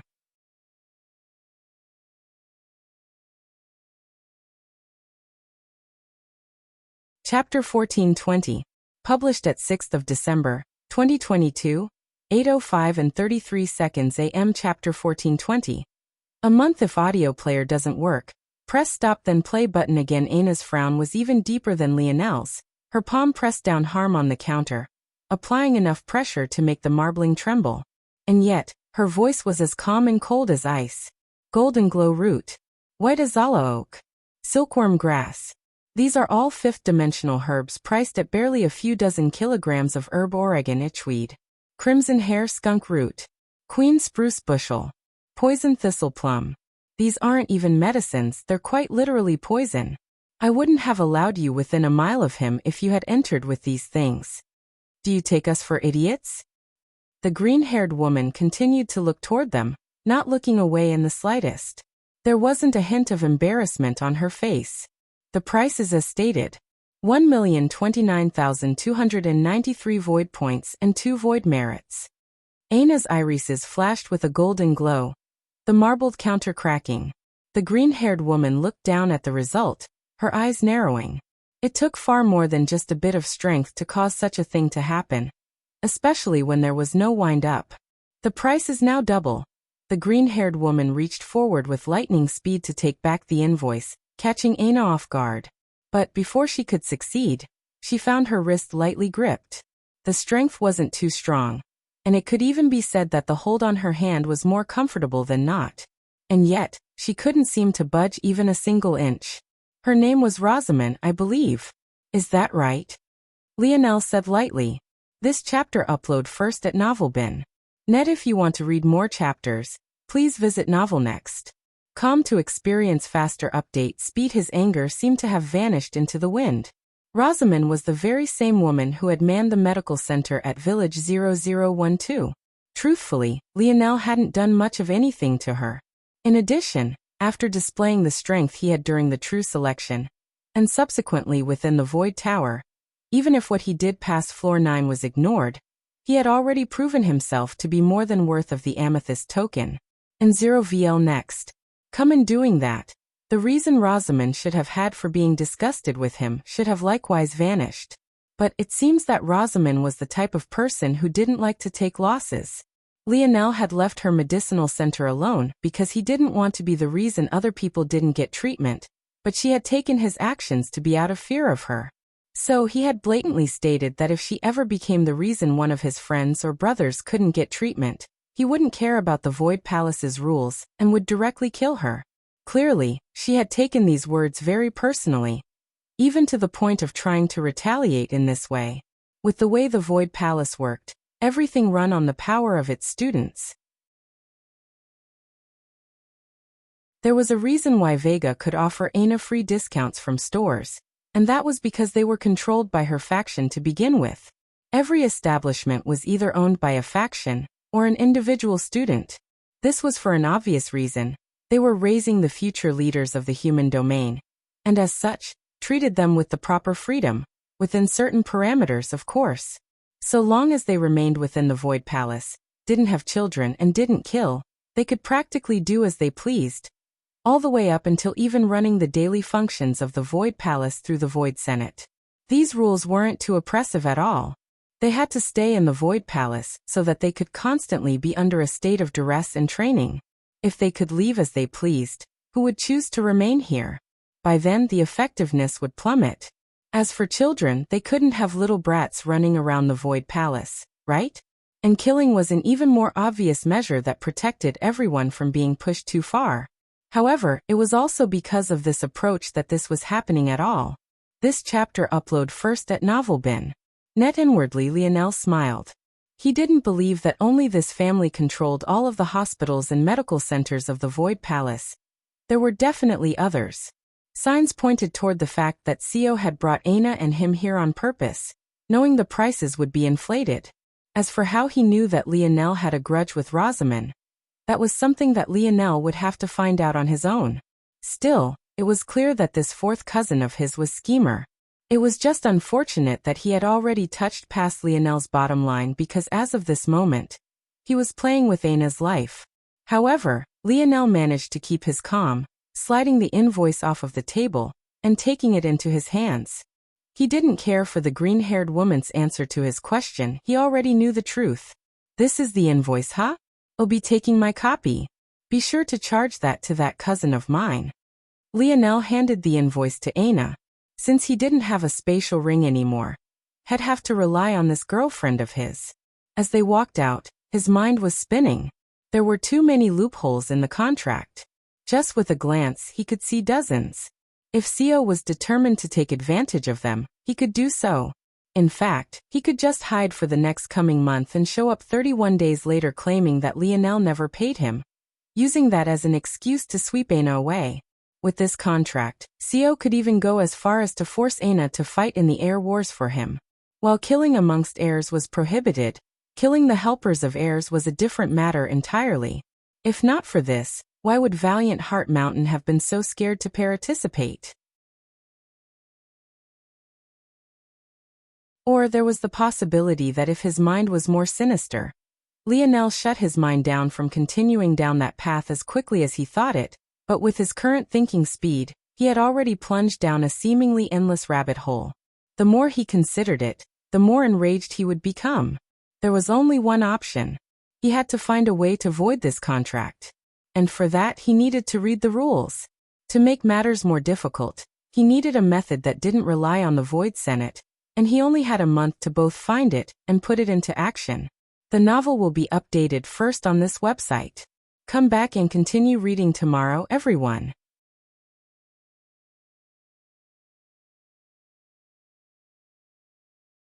Chapter 1421. Published at 6th of December, 2022, 8:05 and 32 seconds AM. Chapter 1421. A month. If audio player doesn't work, press stop then play button again. Aina's frown was even deeper than Lionel's. Her palm pressed down hard on the counter, applying enough pressure to make the marbling tremble. And yet, her voice was as calm and cold as ice. Golden glow root. White as aloe oak. Silkworm grass. These are all fifth-dimensional herbs priced at barely a few dozen kilograms of herb Oregon itchweed. Crimson hair skunk root. Queen spruce bushel. Poison thistle plum. These aren't even medicines, they're quite literally poison. I wouldn't have allowed you within a mile of him if you had entered with these things. Do you take us for idiots? The green-haired woman continued to look toward them, not looking away in the slightest. There wasn't a hint of embarrassment on her face. The price is as stated. 1,029,293 void points and 2 void merits. Aina's irises flashed with a golden glow, the marbled counter cracking. The green-haired woman looked down at the result, her eyes narrowing.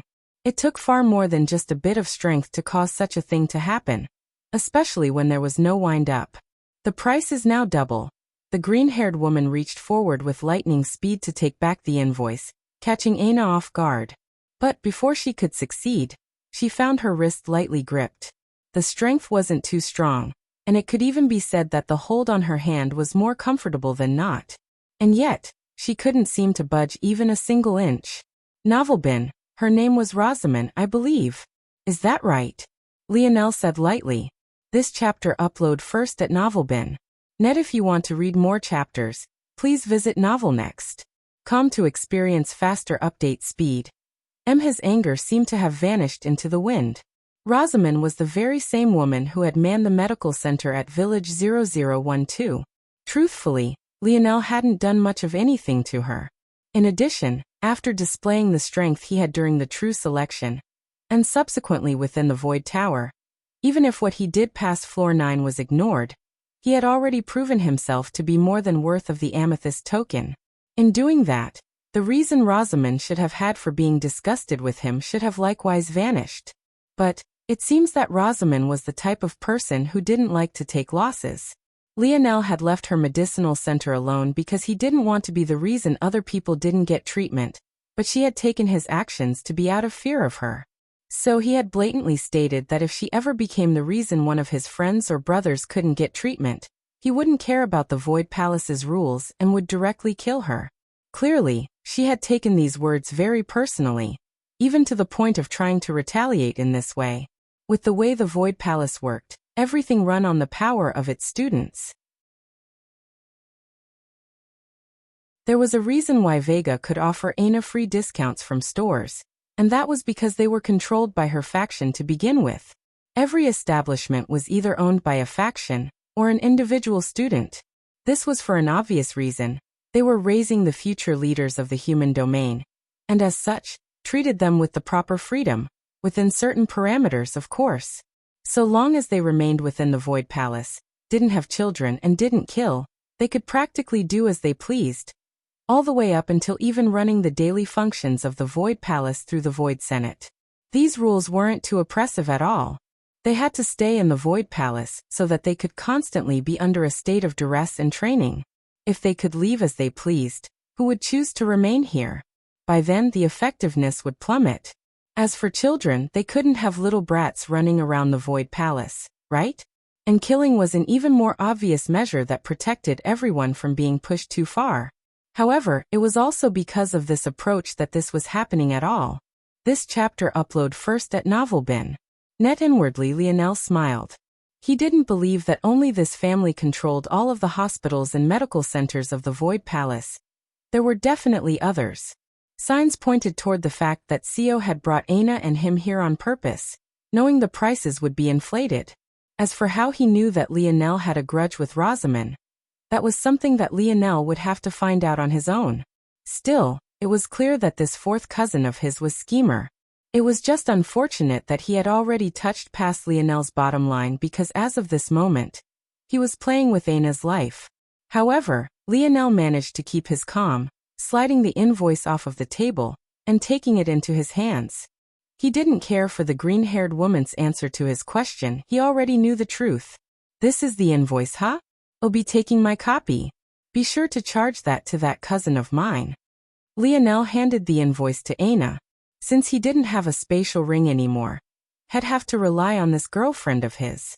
As they walked out, his mind was spinning. There were too many loopholes in the contract. Just with a glance, he could see dozens. If Sio was determined to take advantage of them, he could do so. In fact, he could just hide for the next coming month and show up 31 days later claiming that Lionel never paid him, using that as an excuse to sweep Aina away. With this contract, Sio could even go as far as to force Aina to fight in the air wars for him. While killing amongst heirs was prohibited, killing the helpers of heirs was a different matter entirely. If not for this, why would Valiant Heart Mountain have been so scared to participate? Or there was the possibility that if his mind was more sinister, Lionel shut his mind down from continuing down that path as quickly as he thought it. But with his current thinking speed, he had already plunged down a seemingly endless rabbit hole. The more he considered it, the more enraged he would become. There was only one option. He had to find a way to void this contract. And for that, he needed to read the rules. To make matters more difficult, he needed a method that didn't rely on the Void Senate, and he only had a month to both find it and put it into action.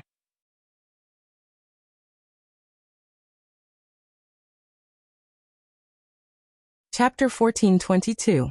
Published at 6th of December, 2022, 8:05 and 31 seconds AM. Chapter 1422. Wide grin. If audio player doesn't work, press stop then play button again. Originally, Lionel wanted to avoid the Void Senate, because he had a feeling that it was likely that Sio would have someone to rely on that could make things difficult for him. However, when he caught up to speed with everything that had happened, he was even more assured in the fact he couldn't rely on them. The fall of the stalwart Polarm Party, the rise of the Sword factions as a result, and his dad. Well, being his dad, Lionel rubbed his forehead. This old man is always giving me problems. Can't go one day without ruining things. If Velasco could hear Lionel now, maybe he would have to smack some sense into his son. It was clearly the other way around. Why did this brat suddenly sound so exasperated? Aina, who had been in a bad mood, couldn't help but giggle. Much of this information she had just filled Lionel in on were things she had fished out of Vega. The knowledge of a gold faction head was quite invaluable, so though Aina never had any intention of joining Vega's faction, she still gained herself a large well of information just by listening and asking questions. She had to find a way to distract herself from the frozen screen that loomed above her head. After all, there was only so much worrying she could do if she didn't even understand exactly what was happening. It was a good thing that Aina had done this as well, because everything in the Void Palace cost some sort of price. Everything. Novel bin living accommodations, food, water, even information all had a price tag. There were several information networks in the Void Palace controlled by various families. Just basic information would cost you hundreds of void points, let alone something as sensitive as the overturning of a shared majority in the Senate. This saved Lionel a lot of time though, because now he didn't have to walk around aimlessly. The Void Palace, on a normal day, wasn't too much unlike a college campus, if you could get over the heavy perpetual fog and the lack of sun at all times. However, it also felt very unorganized. There were buildings of all sorts of shapes and sizes, serving all sorts of different functions strewn around without any sort of real city planning of any sort. This chapter upload first at Novelbin. Net. If you want to read more chapters, please visit Novelnext. To experience faster update speed. Restaurants were right by clothing shops, which were right by residences, which were also right by medicinal halls and libraries. There was even what looked like a small farm randomly irrigated between what was a butcher shop and a clothing shop that displayed animal furs. There was no order at all. Alongside these odd choices in building and in land use, there were what looked like kiosks every block or so.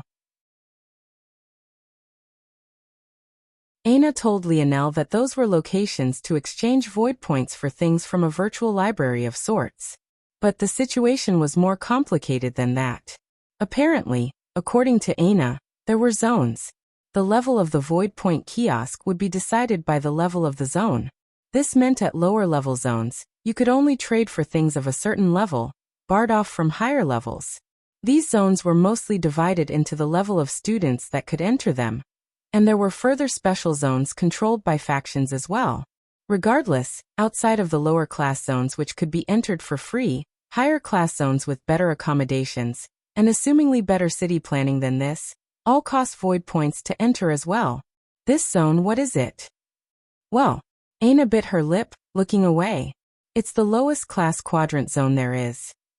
Lionel raised an eyebrow. Quadrant?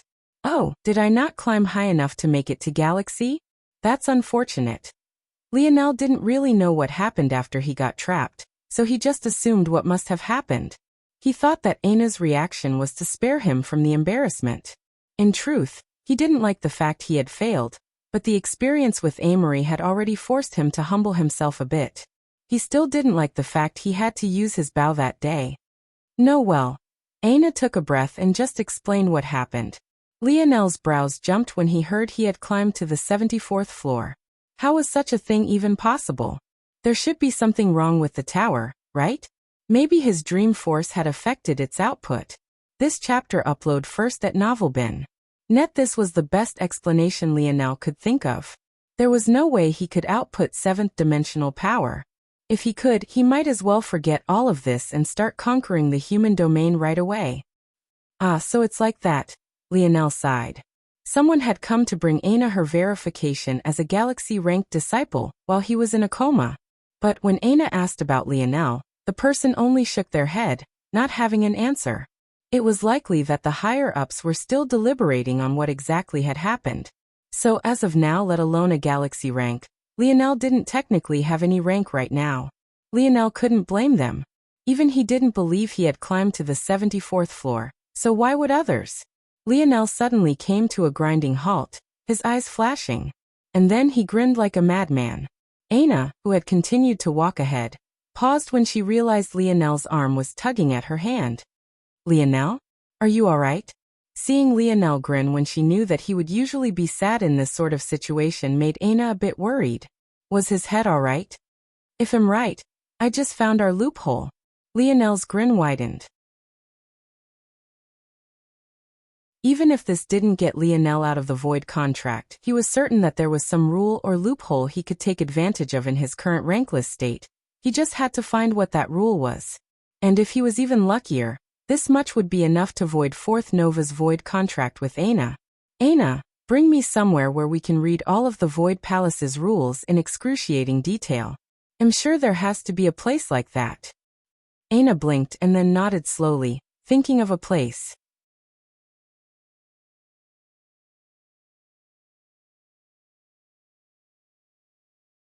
Chapter 1423.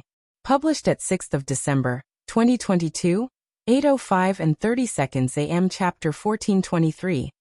527. If audio player doesn't work, press stop then play button again. The best location that Aina could think of that would meet Lionel's requirements was a branch of the Void Senate.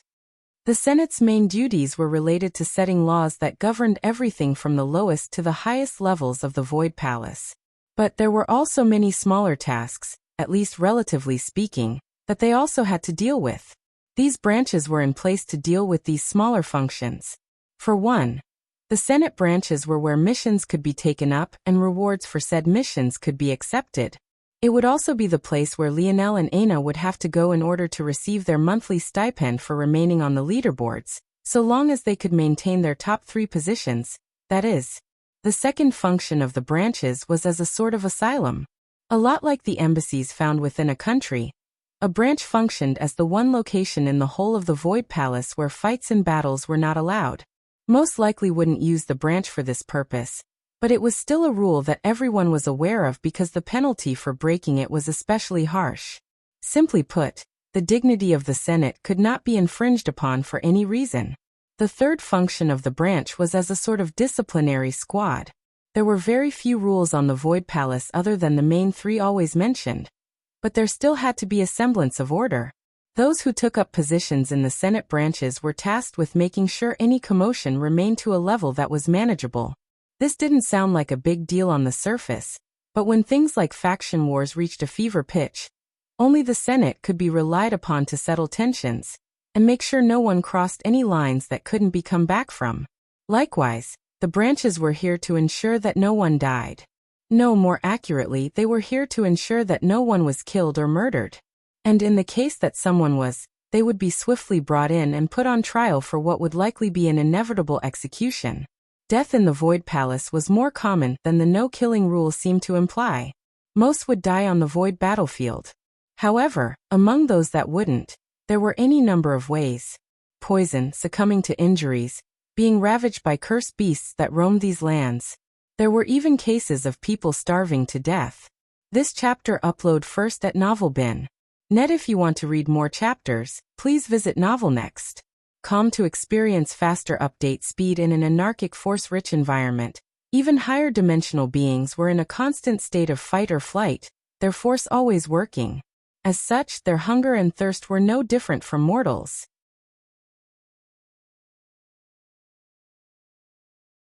If they went a few weeks without food, or even a week without water, they would already find themselves towing the line of life or death, just like any other third-dimensional existence. This was a problem that Lionel had in the back of his mind already. He hadn't been worrying about it at all because he would always have water with the segmented cube, and cleaning cursed beast meat to consume wasn't an issue so long as he had cleansing waters. But now this was a problem he would have to contend with and deal with as soon as possible. But first, Lionel and Aina walked into the Senate branch. Much like the hospital, it was completely out of place. While it wasn't a large building, it was still prim and proper. The grass out front was a lush and almost obsidian black, the foundation and walls had been laid of evenly cut brick, and the inside smelled of fresh pine and a hint of citric. There was only a single person as the counter, but there only really needed to be one. "State your purpose," the young man almost commanded. Novelbin Lionel gazed toward this person, feeling that they were quite powerful. Even the weakest member of the Senate was in the latter third of the 6th dimension, and this young man was definitely no different. He probably made more void merits just sitting here than Lionel would gain risking his life for months. Probably. As for whether or not that was true, Lionel actually had no idea, and he didn't like wasting time speculating on things he had no real tangible information about. "I would like a complete record of the Void Palace's rules." The young man, who was mostly disinterested, narrowed his eyes when he heard this. This chapter upload first at novelbin.net. Are you trying to fuck with me? I don't have the patience, kid. I'll give you one more chance, but that's only because I'm in a good mood. Lionel refrained from laughing. If this was him in a good mood, I'd hate to see the opposite. Toward these words, Lionel only smiled. "Senior, I recently got swept up into some void contract troubles, and I want to see if there's any method of getting out. I don't want to leave any stone unturned, so I'd like to go through all of the rules to see if there's anything I can do. Hearing such an explanation, the young man's stance softened somewhat, but he still shook his head. The ignorant truly are fearless. Fine, fine. You live and you learn. Good luck, kid. Clank. The young man brought out a pendant that looked quite similar to the one that had held the original contract. But the jewel on it was a different color. Aina's had been a really pale silver, but this seemed much brighter. It was a detail Lionel noted. Then clank. The young man brought out another pendant. Then another. Then another. Then another. By the time he was finished, the whole counter was covered in what Lionel counted to be 527 such pendants. The Void Palace was founded over 500,000 years ago. Each pendant represents 1,000 years of laws and amendments. Have fun.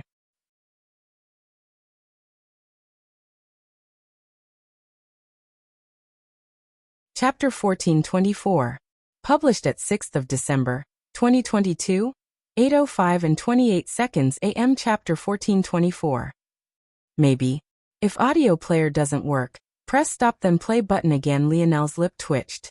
Even for him, this was a lot. He could tell with a glance that the brightness of the gem on the pendant was likely a function of how much information was within. The contract between Aina and Seo had been about 1,000 words.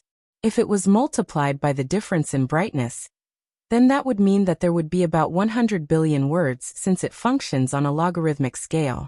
If it was multiplied by a further 500, it wouldn't take me that long at all. In fact, I would probably finish each one in a few minutes, especially since I don't have to read with my eyes. But that wouldn't be too hard for any fifth-dimensional existence to do. 100 billion words is only a petabyte of information. I highly doubt what looks to be a sixth-dimension device would max out at that quantity. For this senior to be acting like this, it has to be even worse than my estimates. Lionel took a breath and picked up one of the pendants, restraining his starry spirit domain, so that it didn't act on its own again. I would be careful if I were you. The memory pendants work by projecting all of the information into your mind at once using a small bit of dream force. Even seventh-dimensional existences don't bother memorizing all of these rules. It's easier to just look up exactly what they want when the issue comes up. Dream force? Lionel blinked. The young man smiled. Even if you have some dream force affinity, I wouldn't advise it. I already assumed you had some sensory-type ability since you dared to ask for this. Only sensory maniacs like you guys would ask for something so ridiculous. But a small amount of dream force affinity isn't going to help you with that amount of information. Unless you're a savant or at least in the seventh dimension, I wouldn't advise it. Hearing these words, Aina began to get a bit worried as well. How about we find another way? Or maybe you could try to narrow down the search a bit? She probed. This chapter upload first at NovelBin. Net. If you want to read more chapters, please visit Novel Next. Com to experience faster update speed. Lionel exhaled a breath, looking at the pendant. What's the worst that can happen if I use the memory pendant, senior? Well, it isn't life-threatening. But you'd be forced to stand there until your mind processes all of it. Since you're in the fifth dimension and have some dream force affinity, I'd say it would probably take you anywhere from a week to a month depending on a few factors. So you can imagine how long it would take to go through all of them. Plus, that would only really work if you really needed to find very specific information. It sounds like you want to memorize all of it by your tone. That mountain is even taller.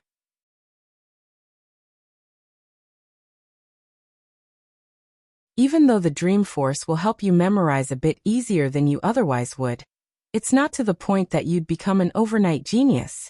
You'll easily become overwhelmed, and by the third pendant, you'll already start forgetting things. By the seventh pendant, you likely wouldn't even remember anything from the first. And that doesn't mention the fact that my shift ends pretty soon. I might be willing to let you stand there, but I can't promise that my colleagues will too. Some of them are pricks, and entering a state like that is dangerous if there's no one around to protect you. NovelBin, I see. Lionel's gaze narrowed. He had already decided to gamble. He had forgotten about the new way in which his brain worked. If he really went at this, he believed he could do it. Lionel's internal sight surged. As though expecting this, the young man shook his head. He already knew this would happen. That's why he had said the ignorant were fearless. Never mind, it didn't matter. He would be harmed a bit, and when he came out, he would have learned a lesson. The young man moved to put the other pendants away. He had only brought them all out for dramatic effect to begin with, but it had fallen on blind eyes since neither Lionel nor Aina seemed to understand what kind of heft these pendants had behind them. But before the young man could finish packing away even a single pendant, a sharp intake of breath caught his attention. This chapter upload first at Novel Bin.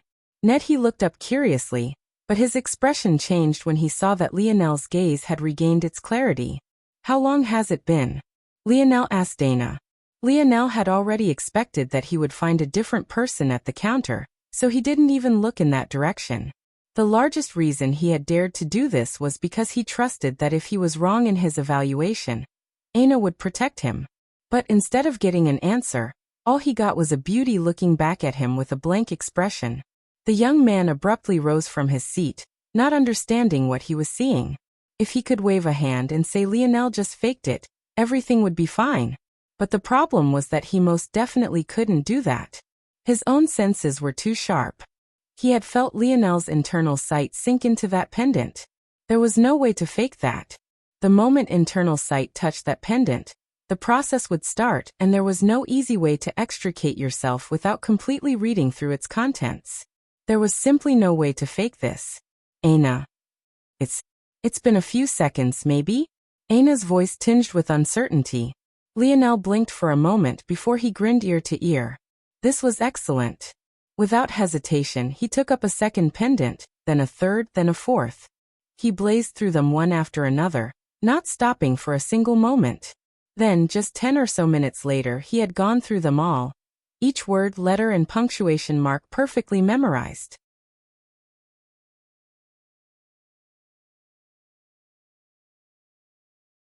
Chapter 1425.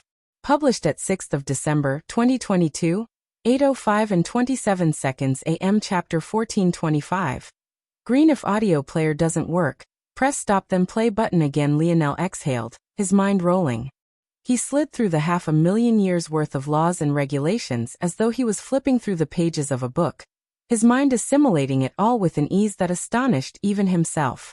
Most of it was completely useless, nonsensical laws that no longer meant anything in the current day and age. But others were far more interesting. Lionel organized it all, crossing out what was useless and also throwing out rules made redundant or toothless by later amendments. And eventually he came to exactly what he wanted. Lionel grinned. This was exactly what he needed. The void contract was one matter, however how he could take advantage of his limbo-like status was a different matter entirely. Since the Void Senate would likely try to play games with him, let them. He would enjoy his short period of free reign while they twiddled their thumbs. As for the matter of the Void contract, it was surprisingly easy. The rule was under a set of amendments put into place about 400,000 years ago when the Void Palace's anarchic force concentration had weakened enough to allow lower-level dimensional beings in. The free-for-all rules began to weigh too heavily. As of right now, the only rule seemed to be no killing. But what would one do if a higher dimensional being insisted on crippling you? There was really nothing much you could do at all. That was, until these amendments were put into place. There were many provisions put in place, but the only one Lionel really cared about right now was a clause related to void contracts. According to the stipulations, so long as a contract involved a deal including a lower-ranked disciple, said disciple could use 3 void merits to remove themselves from responsibility. One would think that Lionel was out of luck. He couldn't simultaneously try to use his limbo-like status and hope to get treatment as a lower-ranked disciple at the same time. That wouldn't make sense or be possible. However, it had to be remembered that the contract wasn't signed between Lionel and Sio. It was signed between Aina and Sio. Lionel had been in a coma at the time, meaning he couldn't consent to a contract even if he wanted to. Luckily, Sio should be a sector-ranked disciple, just like Lionel's mother, while Aina was a galaxy-ranked disciple. This chapter upload first at Novel Bin. If you want to read more chapters, please visit Novel Next.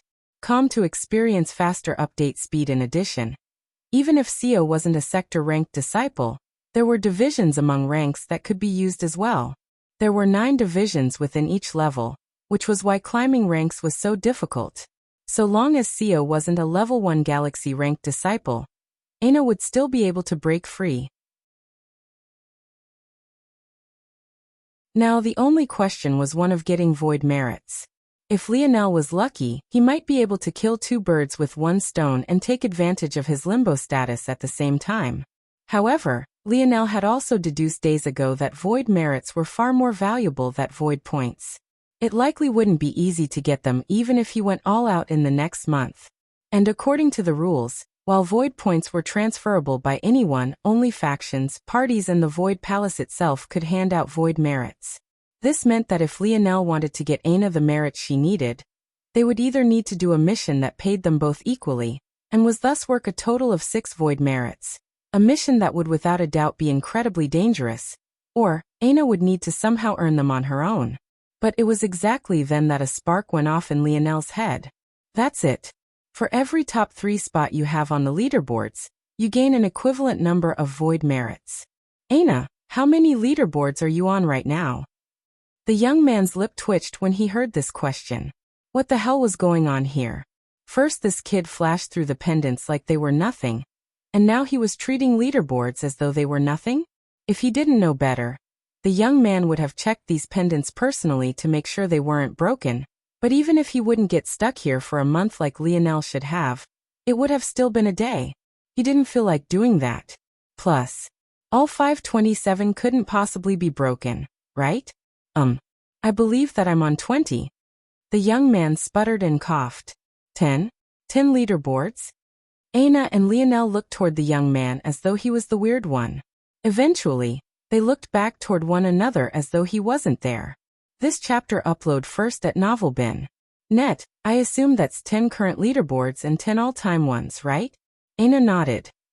And what placement do you have on them? Only the top 3 matters.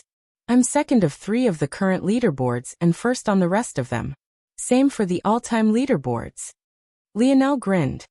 Sounds like my girlfriend is pretty amazing. Novelbin just a little bit. Aina smiled, her amber eyes glistening. The current leaderboards give 3 void merits for first place and -1 downward. The all-time leaderboards are more complicated. They give out a pool of 30 for top 10, and it ticks down by 1 for top 11 to 20, and so on. Either way, only top 10 matters for you. Depending on how many active members of the top 10 there are currently in the Void Palace, you'll split those 30 merit points with them. So you have 27 void merits from current leaderboards plus 300 void merits divided by however many people you're sharing them with. Do you know? Lionel thought the answer might be 0, initially, but after hearing her previous explanation, he knew that wouldn't be true. There's one. Her name is Triana Vierer. Lionel nodded. In that case, you get 66% of the amount you're in first place for and 33% of the ones you're not. So 27 plus 150, so 177 void merits in the end. It looks like you'll have more than enough. While Lionel and Aina were happy about this change, there was a young woman whose monthly void merit quota had taken an enormous plummet thanks to this change. And her hair also happened to be green.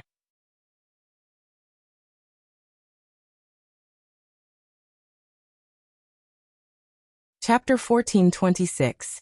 Published at 6th of December, 2022, 8:05 and 26 seconds AM. Chapter 1426. What can stop us? If audio player doesn't work, press stop then play button again. Lionel and Aina left the Senate branch after completing a few other things. But Lionel still seemed lost in thought as though he was still trying to work something out. What's wrong? Aina asked. From what Lionel had said earlier, it sounded as if all their troubles were dealt with. Did my cousin say anything else to you?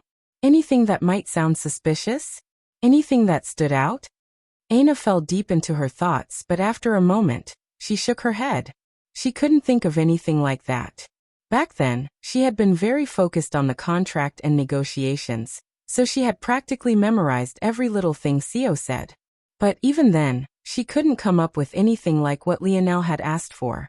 Is there a problem? I'm not sure. Lionel said honestly. It just feels too easy. On the one hand, the void merit rule should be rarely used. Void merits alone are difficult to gather in the first place. Although you'll have almost 200 at the end of this month, there are very few people who could boast such a thing. The number of individuals on the leaderboards to begin with are barely a fraction of the number of students in the Void Palace, and that doesn't even consider the fact that only the top 3 get to enjoy void merits in return in the first place. Then there's the fact that anyone who could earn void merits through any method to begin with wouldn't normally be people that would need to get out of a contract. They would be geniuses that would be easily taken in by a faction or party without issue. Something like selling themselves in exchange for help would never happen.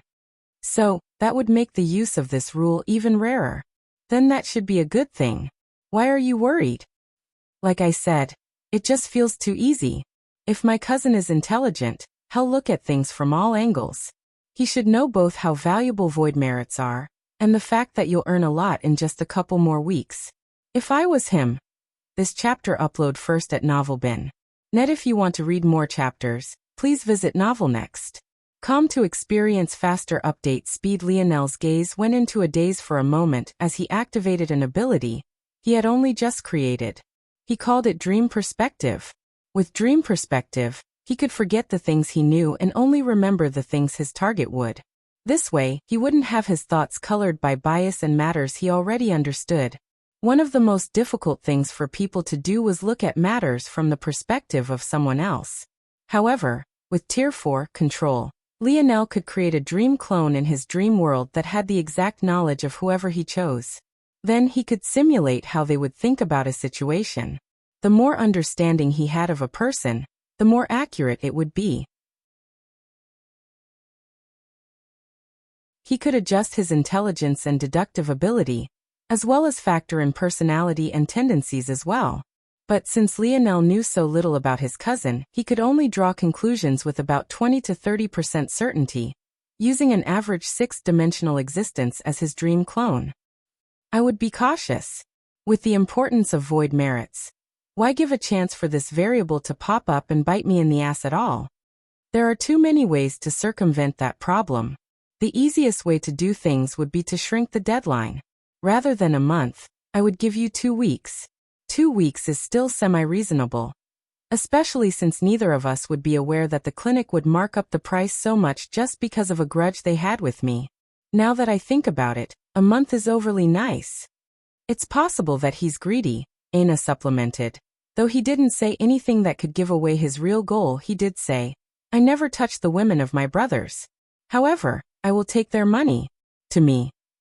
NovelBin. Lionel's brows raised as he fell into thought again. There are too many possibilities. The problem wasn't that Lionel couldn't think of what Sio might do. The real issue was that he could think of too many. And without knowing exactly what Sio knew, it was impossible to pinpoint which path he could take. For example, it would be all too easy to close the loophole he and Aina planned on using. Sio would only have to be demoted back down to Aina's level. Then she wouldn't be able to use void merits to escape the chains of the contract. Of course, whether Sio would go so far Lionel didn't know. But if it was Lionel, if he could force a talent like Aina to work for him, that would be worth exchanging whatever effort it took for him to raise his level. Aina was someone who had entered 20 leaderboards in her first attempt. Where else would you find a talent like that? This chapter upload first at NovelBin. Net. In fact, now that Lionel knew the rule book inside and out, he could even think of some methods where demoting your rank would be a benefit rather than a detriment. Since there are too many possibilities, disregard them all. Aina suddenly said. Aina blinked and looked up at Lionel with a smile. I told you before that your battle style isn't like mine. You like withholding your trump cards and only using them when you can get maximum benefit. But, I just give everything I have right from the very beginning. So what if you know what's coming? You can't stop it anyway. Lionel's gaze glowed, his heartbeat speeding up. That was right. Instead of trying to think of a counter for everything Sio might do, he just needed to find a method he couldn't block no matter what. It's no wonder his spear force was so lacking. He had the disposition of an archer, not a spearman. Thought of something? Aina's smile widened. Maybe, but it will be difficult. Lionel responded. What could possibly stop us if we do it together? Aina asked. Hearing such words, what else could Lionel do other than grin? The novel will be updated first on this website. Come back and continue reading tomorrow, everyone.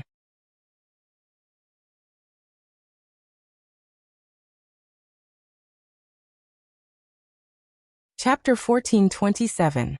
Published at 6th of December, 2022, 8:05 and 24 seconds AM. Chapter 1427. Sly Brat. If audio player doesn't work, press stop then play button again. Previous chapter has already been updated. It's been brought to my attention that for those that can't see the update, you can go to Profile, Setting, Clear Cache. Then the chapter will refresh. Thanks to Horse for enlightening me to this method. Lionel and Aina returned to the Senate branch, finding that the young man had yet to leave. You two again? I already warned you, you know. You can't return missions you've already taken. You're going to have to bite the bullet. If you fail to complete a mission, you not only fall in debt for 10 times what the reward would be, but you also get assigned manual labor. The time scope of the manual labor is fairly harsh, though it can sometimes be lenient. It all depends since you'll be on duty until the mission you failed is completed. Lionel's expression flickered. He could think of a ton of ways to abuse rules like that, especially if he was the head of a powerful faction. But he also didn't plan on failing any missions, so he ignored those thoughts for now. These days, his mind worked faster than he even wanted to, so he wended down paths others wouldn't even consider before said individual could even begin deducing much of anything. We know, we just thought we'd pick out another mission to save on some time, so that we can complete them all at once. The young man, who Lionel knew by name now as Dimitri, raised an eyebrow. But he didn't question it. After Lionel and Aina had left, he looked into them to see what he had missed, and he learned that these two were two of this year's only 3 amethyst token wielders. Aina's performance was shocking enough, but Lionel's was especially, well, eye-catching. If you aren't reading this on Inovel, you're reading pirated content. Please support the official release. Though many felt that Lionel's performance was definitely fake, some more analytical individuals felt that there was more to this than met the eye. The reason was quite simple. The Void Senate and the Void Elders never attempted to close down the Void Tower. If there was something wrong with the Void Tower, wouldn't they at least close it down for a while to see what could have gone wrong? And yet right before Lionel's run and right after, everything was business as usual. It made one wonder, did he really climb to the 74th floor? This chapter upload first at Novelbin. Net. If you want to read more chapters, please visit Novelnext.com to experience faster update speed. No matter how Dimitri scanned Lionel, he could find nothing special about him. He couldn't fathom how a 5th-dimensional kid could climb to even the 20s, let alone the 70s. It just didn't make any sense. Of course, this was one of the other odd changes Lionel had undergone. The more time he spent in this new body of his, the more subtle changes he noticed. For example, his aura and his temperament seemed to have been greatly refined. Not even the tiniest bit of his aura leaked anymore. In the past, when he focused, he used to leak out King's might, causing everyone around him to feel strained and heavy. But now he focused and nothing at all happened. He hadn't noticed earlier because Aina had always been unbothered by his King's might. But with Dimitri here, he should have sensed or felt something. But Lionel could tell that he hadn't. We will take the Goblin Subdimensional Zone Void mission. Dimitri was speechless as he had flashbacks to just before Lionel and Aina had left the first time. They had already had this talk once before, but Dimitri never thought that these two would come back only to ignore everything he had said the first time. He almost felt like banging his head against the wall. Had he been talking to air? Void missions could appear at all ranks from quadrant to domain. They were essentially missions that hadn't been completed within a 10-year span. Usual missions were ranked 1 to 9. Level 1 Galaxy missions were designed for Level 1 Galaxy ranked disciples, so on and so forth. A 1-star Void mission was one that hadn't been completed in 10 years of activity.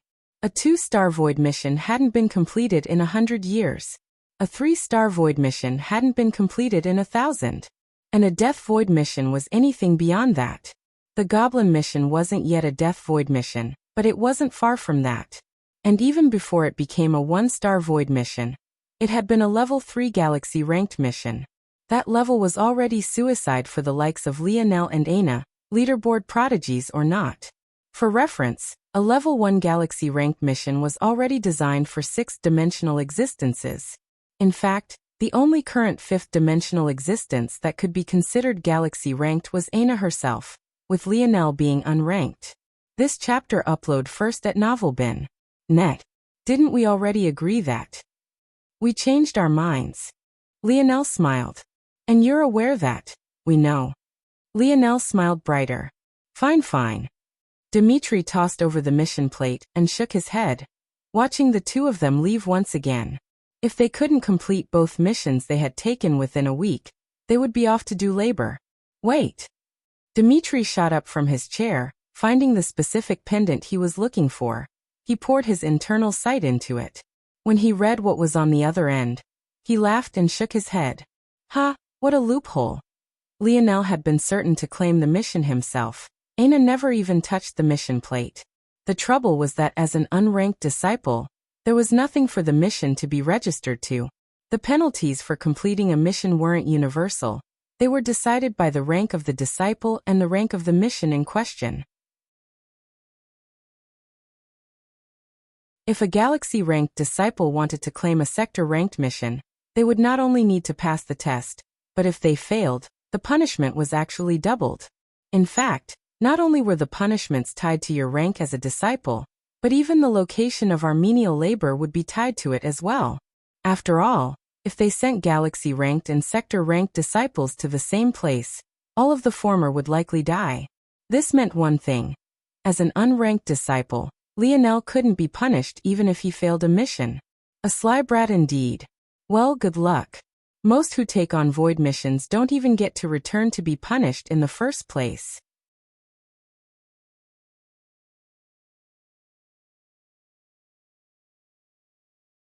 Chapter 1428. Published at 6th of December, 2022, 8:05 and 23 seconds AM. Chapter 1428. Goblin Race. If audio player doesn't work, press stop then play button again. Lionel and Aina quickly made it to the location of their first mission. They chose to get the easier one out of the way first just so that they could get used to what was happening. Then they would tackle the void mission. Missions were separated into a few categories, but the main ones were land missions, zone missions, and void battlefield missions, and finally outside missions. Land missions were missions that took place on Void Palace land itself. These could range from anything like Dimitri's job to clearing cursed beasts. Void battlefield missions spoke for themselves, while outside missions were like what Lionel's mother had undertaken to oversee the selection. If you aren't reading this on Novelbin, you're reading pirated content. Please support the official release. Finally, zone missions happen to be the category both of their couples' chosen missions fell under.